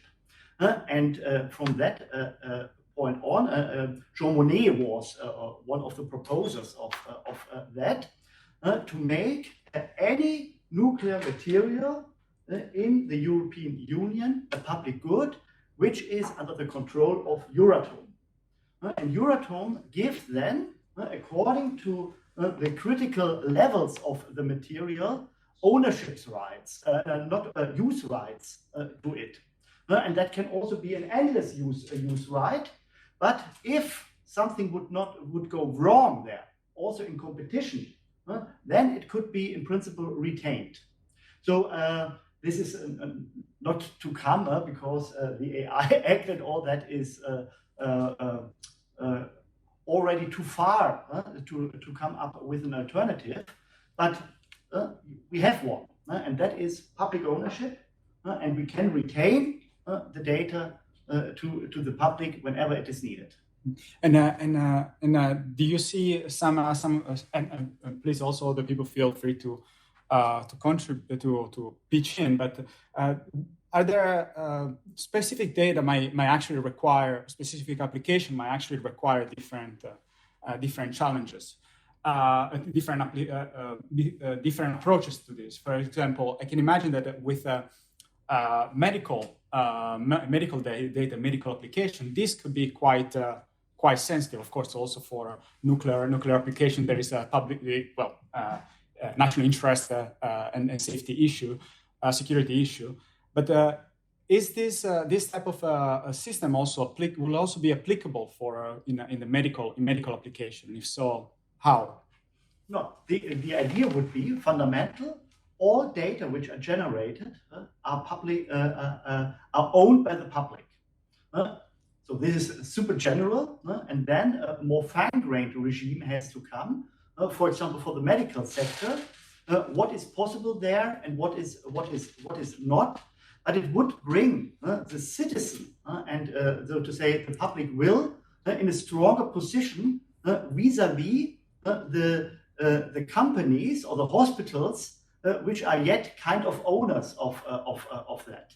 That does not mean the problems have disappeared, but it is a paradigmatic alternative to what we have yet. and I could now expand and talk some hours of it. It would also solve the problem that small and medium-sized companies have so much struggle to get access to it. Because at the moment, all the data repositories are owned by big companies. And these big companies are certainly not in Europe. And they are behind the veil of the company. And if you have this different regime, you would not solve this problem to access to data by the help of competition law, which is ineffective at the moment.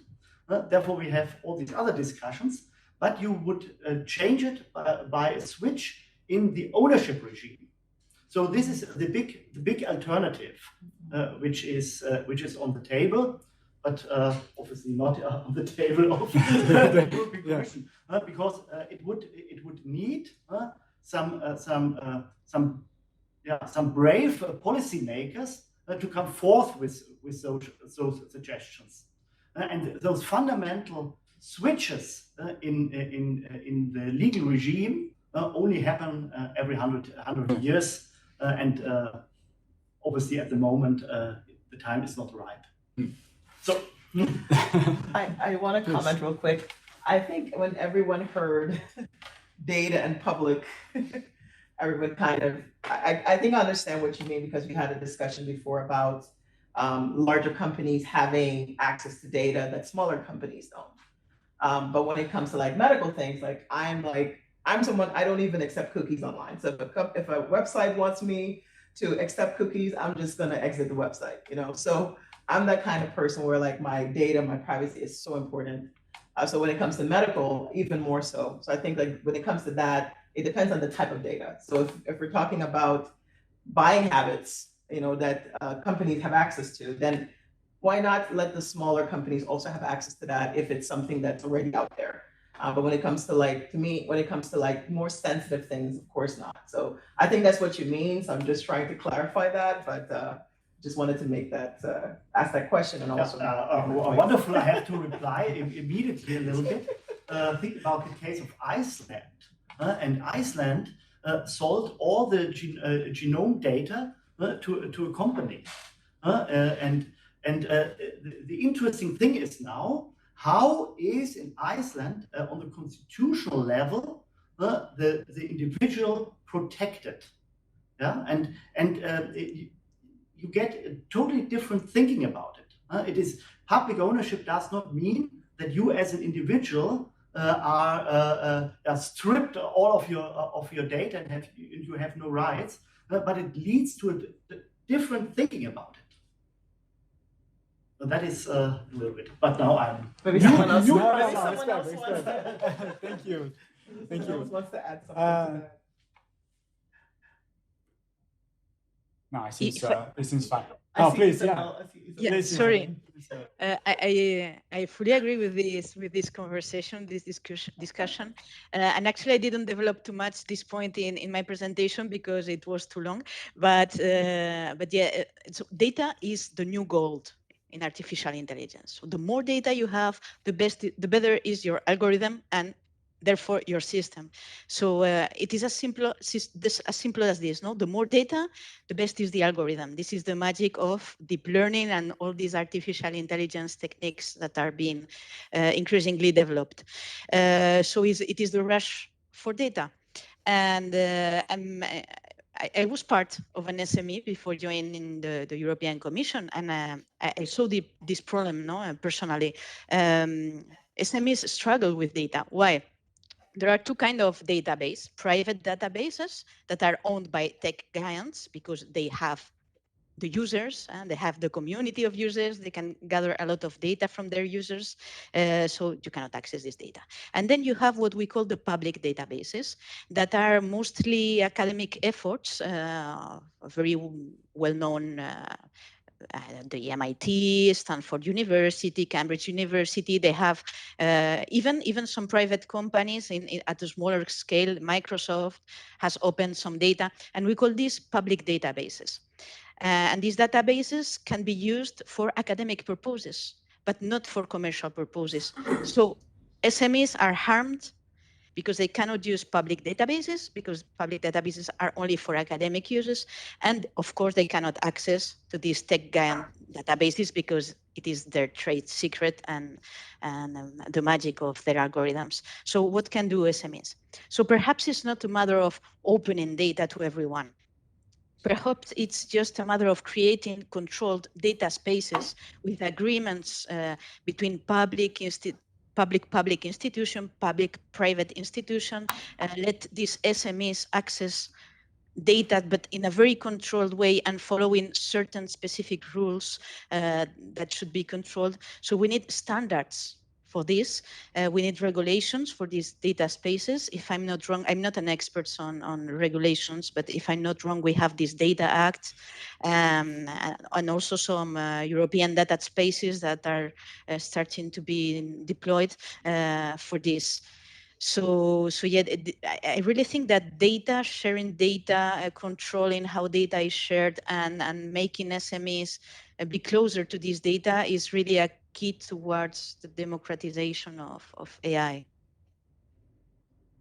No, that's thank you, and I can imagine also there is aside from also the issue between access from private enterprises to data that might be available to scientists. There is also a big divide between people who are able to access in the northern hemisphere and people who are not able to access data in the southern hemisphere. One of my fears actually of this is actually that there is going to be an even further driving of a digital divide between these two sides of the world, creating a much bigger competition that will be able to exert from the north in comparison with the south, and creating even more divides. How can we ensure, in a way, that artificial intelligence systems and the digital technologies that are associated with them, because that's how actually we actually can provide data for the systems, can also benefit or being deployed at a similar rate also in less fortunate areas of the world in comparison with Europe at the least. Yeah, I think we are at risk of perpetuating even more the biases that we already have in society. So it's good that we raise this question, and we are on time to tackle it from the very beginning and to put solutions to these big challenges. Thank you. And I think, sorry, I cannot see all their hands. I think, was it Federica? Yeah, yes, if you can step in. I think this issue with both open data and basically creating a standard for the deployment and usage of AI is very much connected with a quite old debate, which is access to internet, and I would say access to technology, which is something that in Europe is still a debate. It's a debate still going on, and we are facing many issues on actually applying these principle that seems so understandable, that seems so easy to catch it. Since we can speak about AI, we can speak about risk of facial recognition, but still there is a huge number of the world population which doesn't have access to internet. So this is an issue not only for their participation to debate or social networks or whatever, but in particularly for the social divide. And this comes, in my opinion, with the debate on sustainability, because there is a lot going on sustainability in terms of climate change, which is a major issue of my generation, I believe. But in particular, I would say a sustainability of technology in relation to the climate change, because once again, we're speaking about AI, we're speaking about databases, and we must be aware that those databases are highly difficult to be sustainable for the climate. So I believe that one path for the future would be not only to establish a standard, which Europe is trying to do so with the AI Act, which is not only risk preventing, it is also about creating a standard and creating sort of applicable standard. Maybe it will have the effect of GDPR that stimulated many regulation all over the world, things California, things Canada or Brazil. But in my opinion, we should also consider the idea of sustainability, once again, in terms of climate, in terms of technology, and in terms of society, only taking into account this that many philosophers now are very catching, let's say, the green and the blue will be the future of this application of AI. Thank you. And from a perspective of actually, I think I don't know actually before I start talking, because then I get excited and I continue talking. But would anybody like to actually contribute and have some questions in the meantime, or either from the people online or from the audience? I have a couple of questions. It was very interesting to me, this idea of data as a public good. I think that maybe we should also think about the anonymization of data, because sometimes it could be easier to use big data. In fact, as a public good if they are anonymized. And that could make them in full availability for states, public service, but even SME, because then we could not have the same level of risk for privacy reason. Even if it's not that easy to say, well, anonymous data are not always anonymous. I had the experience. We collected 1 million signatures online for Italian referendum on cannabis and euthanasia, and we created a huge open data database, and we delivered it in the public domain as open data. But still, we had to aggregate some data, because even if those data were anonymized, there could have been a way of, for example, if an old lady, a 90 years old lady signed the referendum in a small city, even if there was no name, but in reality you could have identified this lady. So it's not that easy on one side. On the other side, one of the problems for your idea of public data is the exceptional power that sometimes states can have on data. Secret agencies, secret service agency, and so on, which brings also to the problem of elimination of data. In the panel of today, the lady from European Digital Rights said, with some kind of data, the only secure way of treating them is not collecting them, which on one side seemed a little bit too absolutist way of thinking. But on the other side, if you think that police and secret services agency, they have exceptional powers on data, on the possibility of using data also outside of the ordinary law, this brings a very concrete problem. Last suggestion, is there room for thinking about private artificial intelligence? For example, I could think that all my personal data, every medical move, social network behavior, and I could trust putting them in an artificial intelligence system where I will have the access. I will be the only one. It could be a public system of artificial intelligence but use it on a private base. I know that I'm not clear in explaining this example, but if I had my artificial intelligence on my side, and monetize it, maybe monetizing, or maybe instructing my artificial intelligence in helping me defending myself against other artificial intelligences from companies and the state and so on. Could be this a model that it could find some link to with reality, because in that case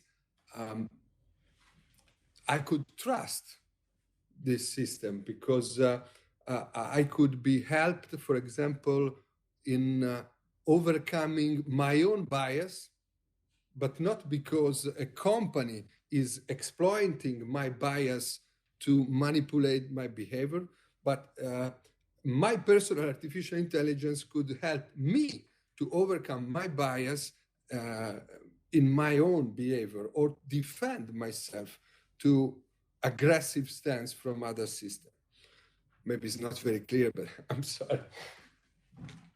Okay, I will try to answer, but only a very short. All what you said made sense, because it's the typical follow-up questions. One is, how secure would be those public data be? I made already the tangent a little bit to Euratom, which is an independent organization. It must be shielded from single governments, a little bit like an independent European central bank. One can question how independent it is, but the governance idea is clear here. Then you had the distinction between those highly sensitive data, private data in a hospital, and the other is more technical data, and where I also would say Isabelle had that a little bit, where one can convert private data via anonymization into technical data. And technical data means data you are producing, for example, when you are driving a car. So then the next follow-up question is what you had at the end. The opposite of making something public. Here I have to say, even in a hospital, you could say that it is for the common good of health of future generations. You have kind of donate your data to the common good. You can also make those argumentations. So the opposite governance model would be privacy, full privacy, and it is what you said, your own AI, and then you are selling your data if you like. But industry is also not very happy about this model. For your car is now collecting all kinds of data, and when you bought your car, you also signed that all the data go to the car company. And then the car company has, car companies have meanwhile a struggle with the insurance industry, because the insurance industry would also be very happy to get those data, and are now in a coalition with consumer protection to get also a grip on those data. But the car industry, manufacturing industry, has no interest in those data. So, but anyway, the opposite model would be a strong privatization of data, and in the US you have even companies where you can sell your own genome data, and then you become also an owner in the company, and if the company makes some money, then you would also get it. So you can also privatize it. So and now before I come to an end, the worst you can make in those terms is that you have hybrid models, and I would say for some political reasons, historical reasons, and because we have some past dependencies, the European Union with its legislation is somewhere hybrid, and is making the best out of, very pragmatic what we had this morning, make something out of it. But from a researcher's perspective, the hybrid model is the worst you can have. Also in technical terms, as we have seen this morning, and if I'm in a classroom and I have to do a hybrid teaching, then it is hell. That was my contribution. No, thank you. It reminds me a bit the discussion that has been had for a while on Facebook or social networks in general. There are critical communication infrastructure. Should we have a public option for it that is being provided by states in general? Because we rely so much on it, and actually we depend also on it for access to information that can sway our perception of democracy or perception of the world in general. And I wonder how artificial intelligence systems can be designed to prevent that there are kind of, not prevent, but can we be protected in a way from being manipulated into having specific ideas or not specific ideas, specific ideas about the world, for example, or how can we prevent that that our democratic process is being too much influenced in a negative perspective from these systems? It's an open question, so please.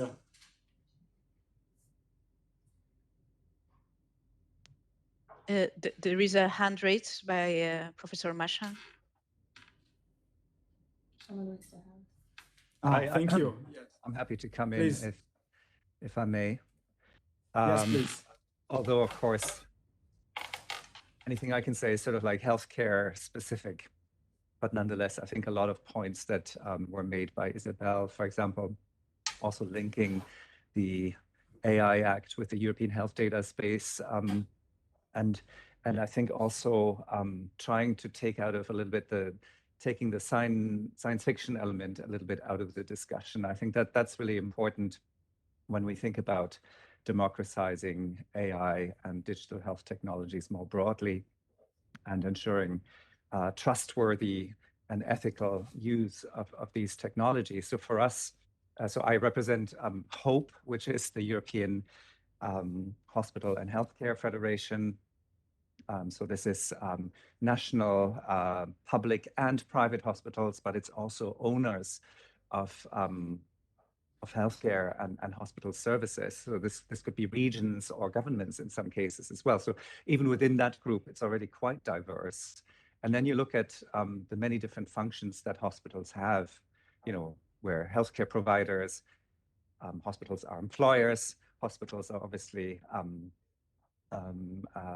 buildings as well. So the environmental aspects that were mentioned by someone before are also relevant when it comes to the deployment of new technology and AI in particular. It's all really complex. And for us, I guess, how can we democratize this debate? How can we ensure that the good intentions that I personally believe, and I'm sure most of the people I work with in Brussels as well, the good intentions that are there at the heart of it to make things trustworthy, secure, safe, patient-centric, et cetera, are actually fulfilled is obviously by trying to bring in those communities and affected stakeholders as much as possible. The problem being, however, that obviously technologies are being developed very quickly, and very often at the beginning, all of that is completely disjointed from health stakeholders. And usually it's through European projects or other types of initiatives that the two worlds are meeting and talking with one another. And often, of course, we realize, okay, we do speak different languages. We kind of mean the same thing. We want the same thing. We want better access to healthcare. We want to make routine tasks easier for healthcare professionals. We want to support, obviously clinical diagnosis and decision-making. We'd like to improve administrative processes within hospitals so that continuity of care can become easier. We want to make sure that everyone has access to the relevant data so that we can avoid duplication of testing and all of these things. But unfortunately, I think very often the voice of the end user, and by the end user, I mean professionals, patients, managers, etc. It comes in sort of like as an add-on stakeholder consultation. Okay, yes, that's relevant, but the economic side of things then often wins out. And I think particularly in the health sector, we need to really prioritize health outcomes. We need to look at, as somebody said earlier, we need to look at the sustainability of the system, particularly coming out of the COVID crisis, now going into the energy crisis. You know, what does that mean for hospitals, for example, where already we're operating with decreased budgets for many decades. We're operating in many countries with very low levels of health professionals who are available, and you know, hospitals are struggling then to fill these gaps by recruiting from abroad, depleting workforces elsewhere. So it's a very complex system we're operating in. And I guess the introduction of artificial intelligence, as important as it is in areas that Isabelle mentioned and that I just mentioned, overall, it's you know, we're probably not quite there yet to really embrace it in the large scale that probably will be done in the future, simply because there's no money, there are no resources, and things are complex. Skills need to be developed as well. Somebody hinted at the skills. So that's why I think opening up this debate today is really important, but opening up crucial decision-making processes. And I think Professor Heine also mentioned that these new pieces of legislation, whether it's the EHDS or the AI Act, they contain a lot of implementing acts and delegated acts and these kinds of things. So they're not fully finished yet. They will be discussed as we move along, as they're being transposed and implemented, and there need to be opportunities for us to co-shape these pieces of legislation.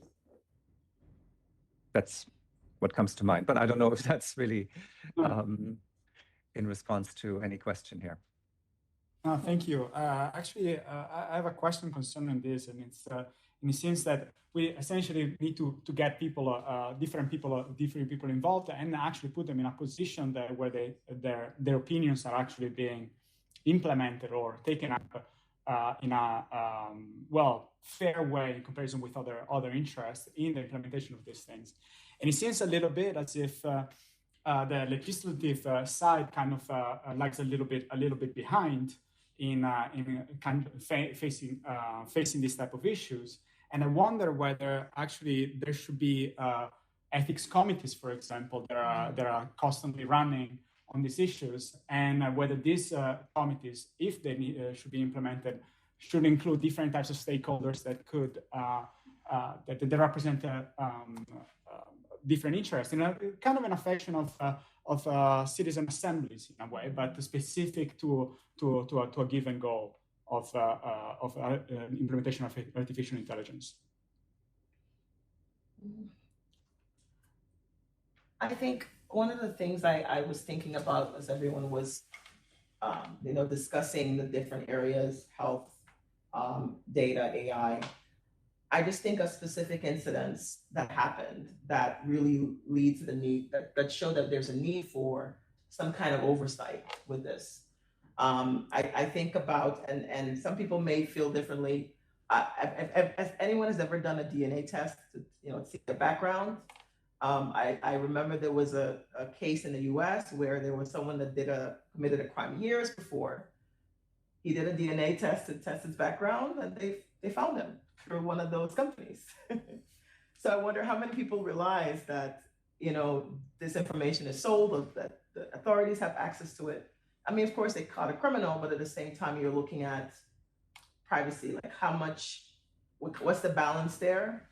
Is it for is it allowed when it's for something good, for finding a criminal, or is it something that we should kind of shield people from altogether? I think that's the question for me. And also, like recently in the U.S. with the Roe versus Wade, there were kind of warning women about the health apps that tracking could be happening. So be careful with that. So when you're looking at breaches in privacy, that's kind of the big picture I'm kind of looking at when I thought of this event today. What's the balance here? Is it the data that the authorities are collecting that we're concerned about? Is it the data that companies are collecting that we're concerned about? Is it both? Is it kind of in between? So that's kind of leading to another question, I guess, for everyone. Who feels like If I may briefly jump in, I totally agree with this last comment. And I also believe that the issue with AI, this is maybe one of the mistakes, I will say, of the AI Act, is that we look a lot on the personal data issue injected in the AI, but the case of the reaction of Roe versus Wade and all the health and women, I would say, application that we're looking to at after that decision, they didn't all rely just on personal data. There were issues related to metadata and location data that were not allowed at all personal, but non-personal. So when we look at the AI, and this comes to something that was said before, joint effort, all stakeholder effort, not just on the sector, but also within authority. We have so many people speaking, of course, the Commission, the data protection authorities, but we need a joint effort to look at the issue in an horizontal level, because at least with the protection of fundamental rights, we need, I believe, an horizontal look on all the issues that we are tackling.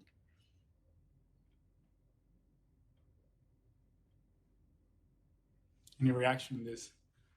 Yeah, if I may, yes, the AI Act is indeed conceived as horizontal by nature. And my colleague Irina said something very interesting this morning. I knew that, but I like the way she said it, and I took notes, so I will read it. The AI Act is one piece in a legal puzzle. The AI Act is not to be taken as a single law to be respected, as a single regulation to be compliant with. There is many other regulations that should be taken into account. For instance, there is an Annex 2. It is called Annex 2 in the AI Act that has a specifically says that if the AI system is in a medical device, or is related to healthcare, then the healthcare regulation and medical devices regulations apply. So this would be my message, which is mirrored from the message of my legal colleague this morning, which is that the AI Act is one piece into a bigger legal puzzle. No? If I may, I would just echo that, what Isabelle just said.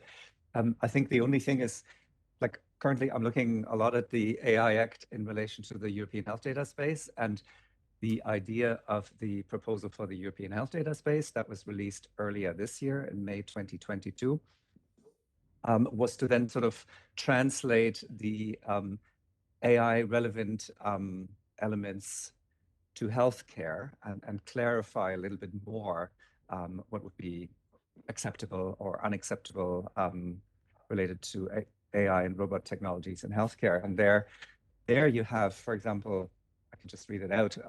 You have an article that says training, testing, and evaluating algorithms, including in medical devices, AI systems, and digital health applications, which is part of the so-called secondary uses of personal health data. So the research sphere of things. And this could be for public health, social security, quality and safety of care, of drugs and medical devices. It's very broad, is what I'm trying to say here. And, you know, like, it's maybe not the very best example of how a broader horizontal idea from the AI Act would then be translated into more sector-specific legislation. I know this is then, of course, as you said, Isabelle, it's connected to medical devices and in vitro diagnostics legislation, and it's related to the so-called Data Governance Act and cybersecurity features and all of that stuff. But it's still it's very broad, and I think the initial reaction that we received from a lot of the health community stakeholders was a little bit disappointment on the AI side of things, because it kind of opens up the door to all kinds of uses, and we now need to make sure, as you said earlier, that this is really within the limits of the ethical principles that were agreed upon. Thank you. There is also a question from or contribution from Marco Cappato. I had a question about the relationship between open data policies and artificial intelligence or big data, because there is a possible paradox. I don't know if I'm wrong on that, but I am, we as humans and other group organization, very much in favor of open data. The fact that data that are paid by the citizens should be in the public domain in a way. But if then the algorithmic power, the possibility of exploiting mass data are, this power is only in the hand of big tech companies, is there not the possibility that open data could paradoxically worsen, give even more power to big tech, because they would be the only one able to use in an algorithmic way, in an artificial intelligence way, those open data. Isn't this leading us to the need also, at a certain extent, of some public algorithms, not just public data? For example, if we put, I don't know, health data, maybe it's not the right example. You anonymize a huge amount of health data, and then you put them in the public domain as open data. But then the only computational power to exploit those data would be for big tech or health companies. But maybe this is leading us to the need of having government or the European Union or maybe a third agency capable to use those data so that some services are created for the benefit of the user, not just for the benefit of the companies, and not always the benefit of the user in the health domain are the same than the benefit of the companies.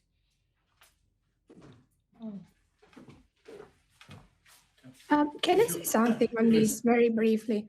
I think this is a huge debate also related to the topic of explanation of AI, which somehow it was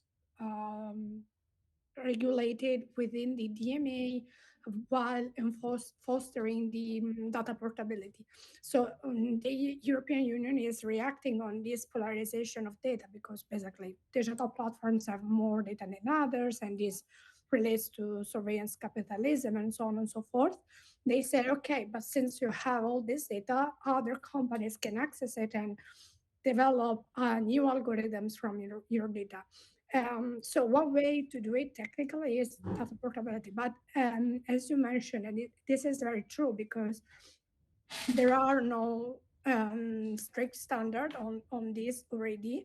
The issue with the portability, at least till the DMA, was the fact that even if you can use it, many companies do not have the same standards. So for instance, not even company, but also users, you can ask for data portability, but maybe you don't have the proper, I would say, software to read it.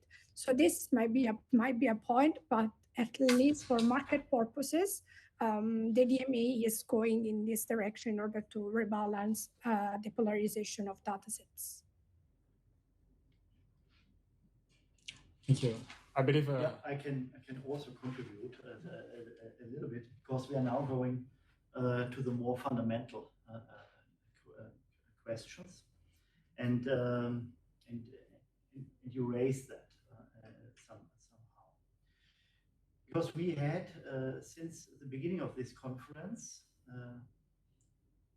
always in our mind that we have to regulate something. We might not share the same opinion about regulating, but the opposite of all that would be simply not regulating it. And you sketched out a scenario in which openness, even if it is meant for the best, leads in the end to something we would not like. And we have this debate.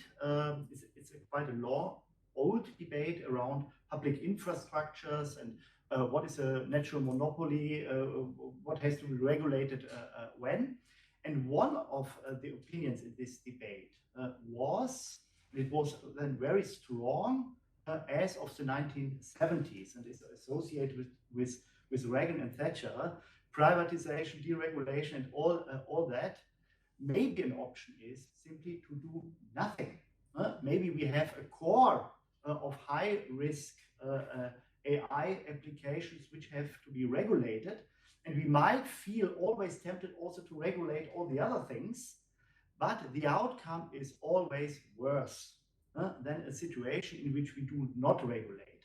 It is more in the interest of the consumers and in the public discourse, and it is cheaper, and it keeps also the market more open if you do not start at all to regulate it. Leave it as it is with all its failures. It is better than to get all these other failures which are coming from this multiplication of acts which shall complement each other, and in the end no one knows exactly which act is regulating what. And for democracy, I think that is also not good. If only a few specialists in Brussels do understand which act is intended to regulate what, and a few lobbyists, maybe the ones from healthcare. I'm exaggerating now a little bit, but this is the big alternative to all the exercises we are doing here. Are there any reactions to this? When you talked about sorry, what actors were, oh, sorry. No, continue, Sasha. Let Sasha go ahead. It's okay. Please go ahead. Okay. When you talked about one act regulating the next, we spent a lot of time really talking about the upcoming AI Act, or the developing one, but we didn't really touch on the GDPR that much, and that's a big part of data that happened in the EU, and I think in the last few years. So I think there's some elements of that do contain, like, the digital data, etc. But to what extent do consumers already have some protections? And I'm going to bring it to you because you're the legal expert. To what extent does the GDPR already cover some of these protections? Because I know there's different sections of it. You can elaborate on that a little bit. Yeah, for sure. Okay. The GDPR is covering a lot, especially of privacy-related issues. It has also, I think it is the Article 2022, where the human in the loop is necessary. Insofar, the GDPR is already backing up a lot what might also be behind these AI Act. And in that sense, you get a pattern which is indeed complementary. And we had this a couple of times today. But I think we have also to address the question, if we have this pattern or puzzle, it was even said it is a puzzle of, that might be true, but maybe it is a very complex puzzle. And the question, at least from a research point of view, I'm not overlooking how it really works, but is it in the interest of the people to have it so complex and so overlapping, which creates all kinds of loopholes? And you are also asking it: is it necessary? Is it now the GDPR? Is it now the AI Act? Is it maybe the Data Service Act? Where is this regulated? Oh, we have to look into the Annex number 2. Maybe this gives a little bit more light. And who is then comprehending all that? Maybe you and me, if we take time to look deep into that, but it is, I question how far this is inclusive. Maybe your organization is helping here, but it has also limited capacity. So this is these are very fundamental issues, which should not. My question is like, wouldn't it have been better to simply add another annex to the GDPR that specifically addressed AI as a new development that's a more becoming an important part of the GDPR? I ask this because years ago I remember I was on Facebook and I uploaded a picture of a friend, and it asked me, "Do you want to tag XYZ?" And I was like, "How do they know it's this person?" And that was the first time I realized that Facebook was using facial recognition. I didn't know that before. And I'm sure there's a lot of people that may still not know this, that they're uploading pictures of where they are and tagging themselves. So just my question is like, and maybe the other panelists can also chime in, are we making it more complicated than it needs to be? If we keep on adding another act, we can simply amend it maybe, or add something else if it's something new to the development. I don't know if you guys understand my point here, so. Thank you. I believe also Sasha wanted to contribute. Yes. No, it's really interesting, and I think you've kind of developed my thought as well. I mean, on the one hand, yes, I think you're right. Obviously, as an average Joe, as a consumer, citizen, or whatever, the more complex all this legislation is, the more difficult it is to understand. And particularly, I think the problem with the GDPR is also that different member states have transposed it slightly differently. And this, for example, in the context, again, of that European health data space, was one of the motivations to come out with the legislative proposal for the European health data space, to at least have some clarity about data protection and rights to first of all, access and share your personal health data within certain limits. At the same time, I would say, and I think Professor Heine, you also mentioned that the complexity can sometimes be counterproductive. So it could even work against inclusion. But I would say that at the same time, and this discussion being called a human rights-centered approach to artificial intelligence, I guess, like who has most to lose if it's not regulated? And those are, from our perspective, those people who are already the most marginalized and excluded, who have problems accessing healthcare, social services, who are marginalized because of their gender, sexuality, ethnicity, et cetera, et cetera, et cetera. So if things are not regulated, then those people will be the weakest in terms of seeking redress and obtaining that fairness and justice that we would like to go with these technological developments. And not only in healthcare, like throughout society, I would say. Thank you so much. Unless, are there any reaction to this?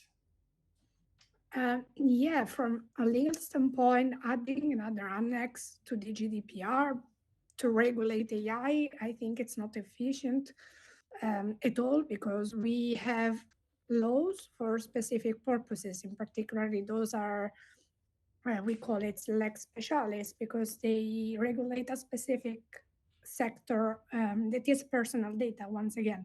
So putting AI regulation under the umbrella of AI, of the GDPR, would be a mistake, because AI is not just related to personal data. As Isabelle said before, it is a puzzle. It is a piece of a puzzle, and meaning just GDPR, it wouldn't be efficient in protecting other rights that are related to the use of AI. In particular, for instance, the accountability and the liability on an artificial intelligence, which is something completely new in law that is not already enforced or experimented in the AI Act. And it will be an issue for us as lawyers to deal with it, because we can attribute a liability on a person or an individual, but it's very difficult to attribute any liability on something that is not human. And this issue is not to be fostered under the umbrella of GDPR, in my opinion. Thank you so much. We have actually reached the end of the panel, so I will first of all I want to thank all the panelists, and then I wanted to just check really quick if there are any last remarks that you would like to provide to this panel. And I'll shut up right now, please, if you have any last remarks. Okay. Then it's great. It's really been a pleasure.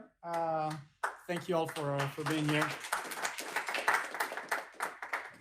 And we'll take a break, a 15-minute break right now. Thanks again. Thank you. Bye-bye.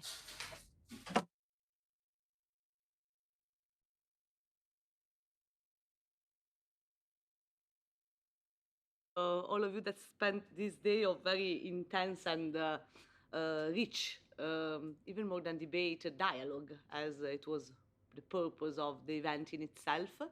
Now we will have a very short overview of the key takeaways. I also invite particularly the people in the room this time, since it was heavily online, all the other sessions. If maybe you have some consideration, just a few seconds on what has been your what you take away from this event. I will also briefly share the house space, which is the platform that we have used during the day.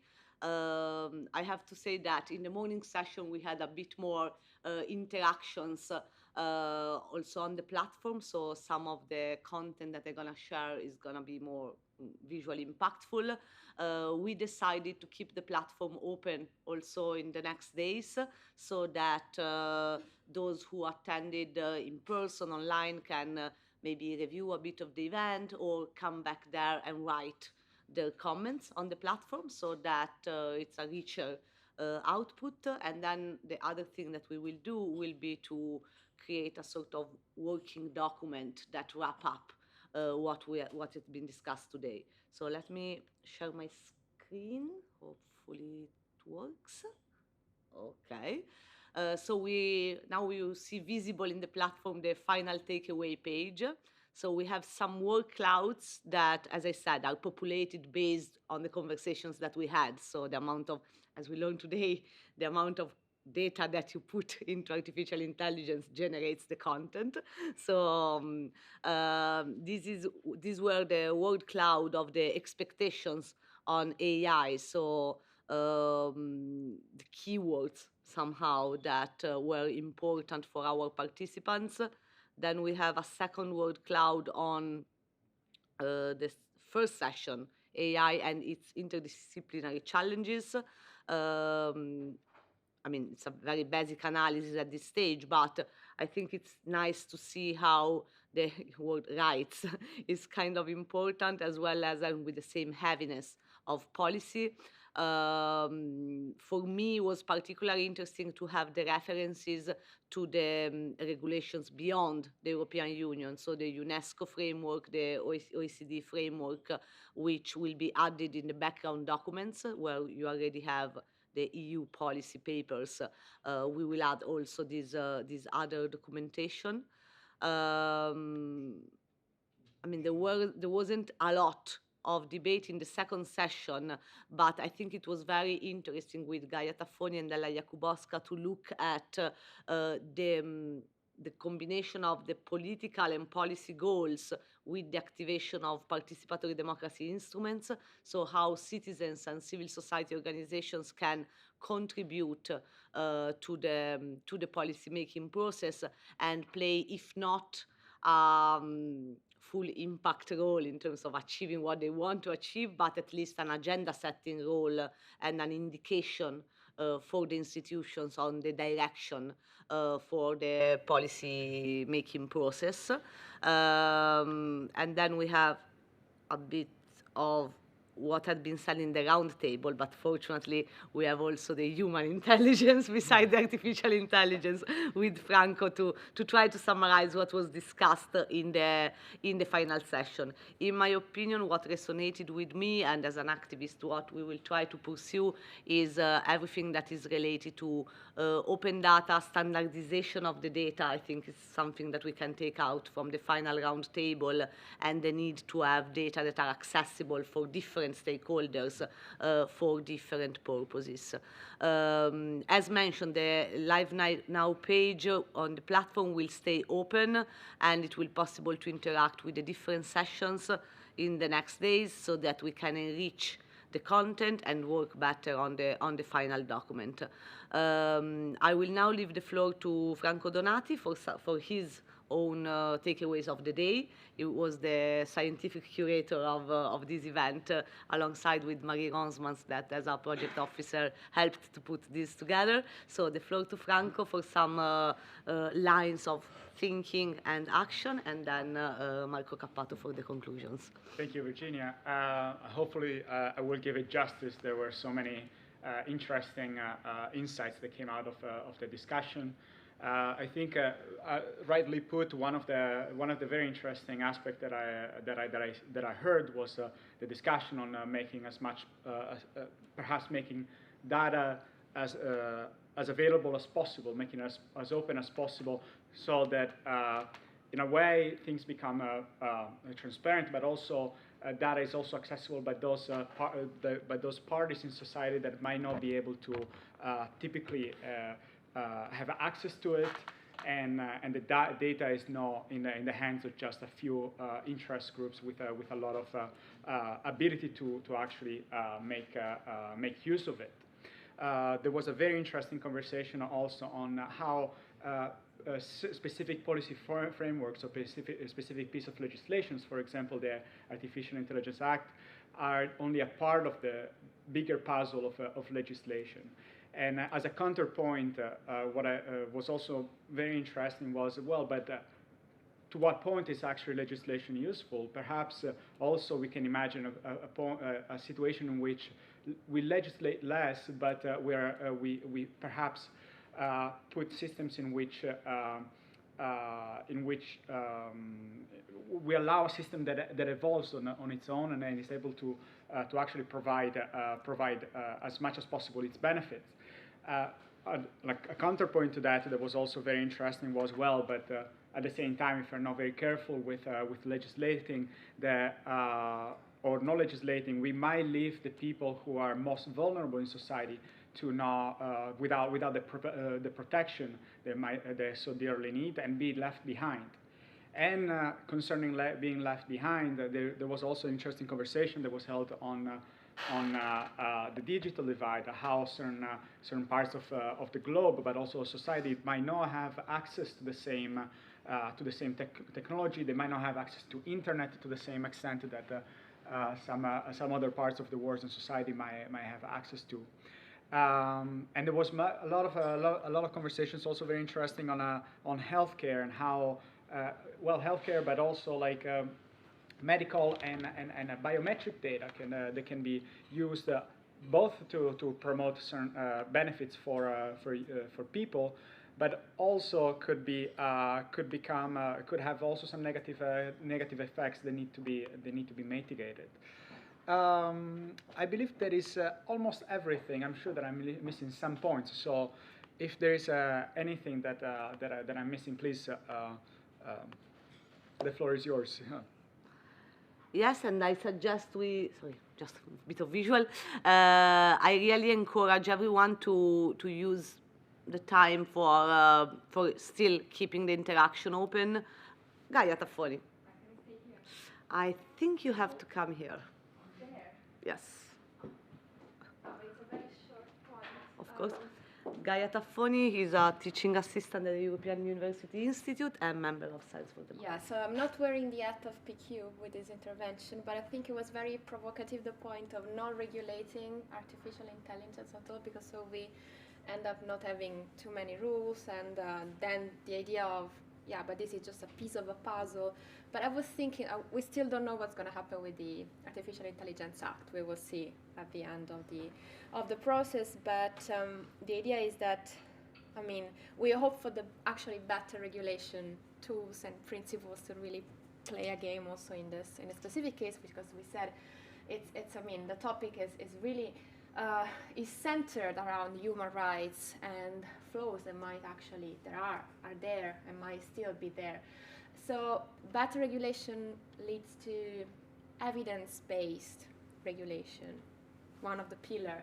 But also, I think with the Artificial Intelligence Act, we have experimental regulation. So it's the first time that the Commission is allowing member states to, for instance, set up regulatory sandboxes. So there is also, I think, a lot of hope in how these tools will be actually implemented. So experimental regulation, consultation, so stakeholders' inputs. This really brings some hope that the regulation is going to be flexible and human-centered, hopefully, also thanks to these tools that will be used for this new regulation of artificial intelligence. So this is Thank my you very point. much. Sorry. Thank you, guys.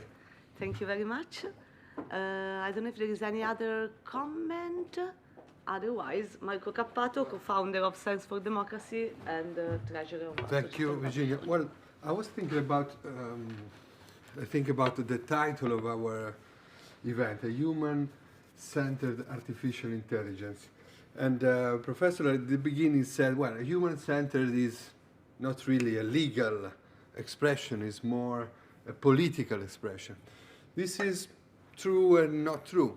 It's true, of course, because human can have a much broader meaning, but at the same time there is a very strictly legal way of reading this word, which is compatible with human rights, with fundamental human rights. So, but at the same time, we discussed a lot about regulation, and even if I have a political background, maybe I think that we could think about the fact that regulation is not the whole thing. For example, there are two huge issues that come to my mind are education and investment. Artificial intelligence literacy. For example, Finland, as far as I know, maybe there are some countries which are more advanced than Finland, but as far as I know, they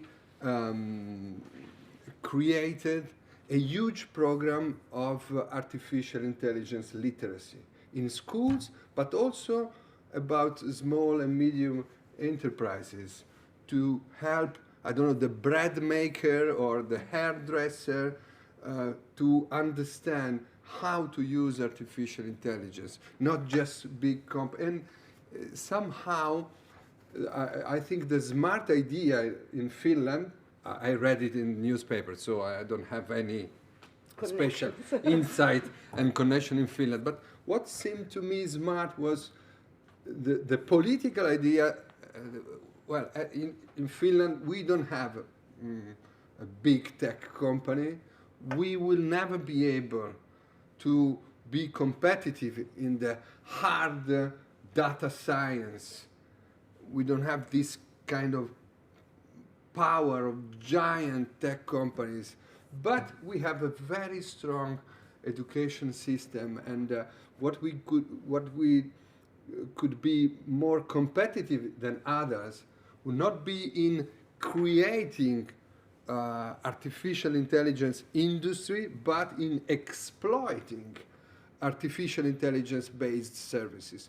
I think it seemed to me, I don't know enough to say the move is successful or will be successful, but as a reasonment, it seems to me a quite wise reasonment. And this reasonment probably have some implication in very concrete terms on the issue of who are the owners of data, public data, private data, because the bread maker will never build his own artificial intelligence system to understand when he has to cook big bread or small bread and so on. But maybe if he's connected or if she is connected with a network of bread maker, this could touch the level, how do you say in this case, the quantity, the dimension needed, the scale needed to exploit artificial intelligence. On the other side, there is this huge point of investment. Of course, investment also in education, because one of the one of the recipes of the Chinese success with artificial intelligence, one is a very small privacy regulation, which enable Chinese company to harvest enormous amount of data that luckily in Europe we would never be allowed to exploit. But on the other side, there is a huge investment in engineer technology, engineer academy in school, in having hundreds of thousands of engineers, and this can have a huge impact in the development of artificial intelligence technology. On the other side, technology, I think, is also important, and I come to a point that I put at the beginning. When we talk about using new technologies to reinforce democracy and civil and political rights, this will not be something coming from the market, because nobody is gaining money from having people participating to the public discourse or to public decision. There is no money implied. So if there is no investment by the state in using technology to help citizens to participate to democracy, nobody will do it.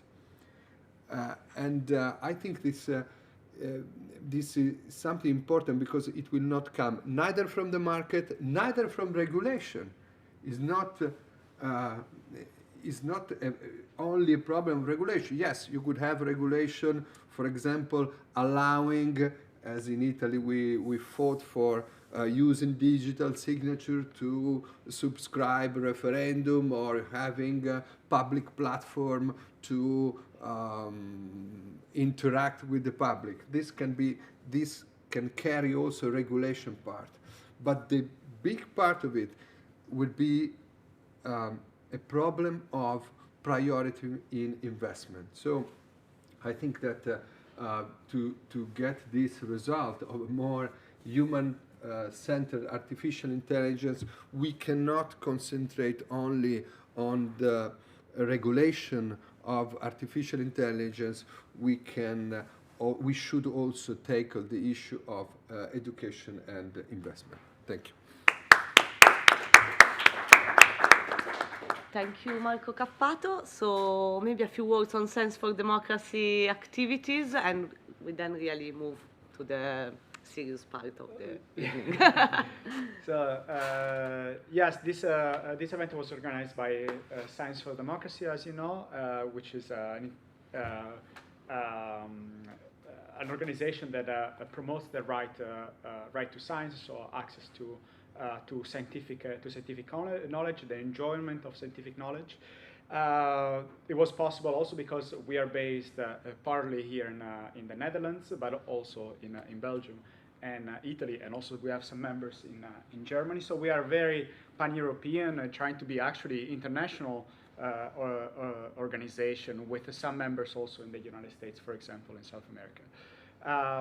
So this is really, these type of activities are very important, and they're the very fuel for these organizations, and we're really thankful for your participation. And yeah, we look forward to other events like this where we can get your inputs and your insights into how we can make science much more relevant in the policy debate, but also much more relevant for people overall.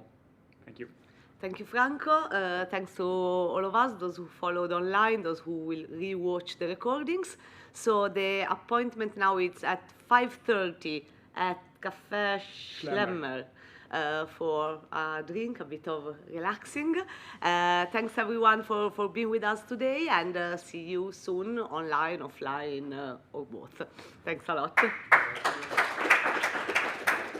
And thanks to Vincenzo, Carlo, Marie, John, and all the tech team that made this possible, and the House of Europe for having us. Marc, yeah.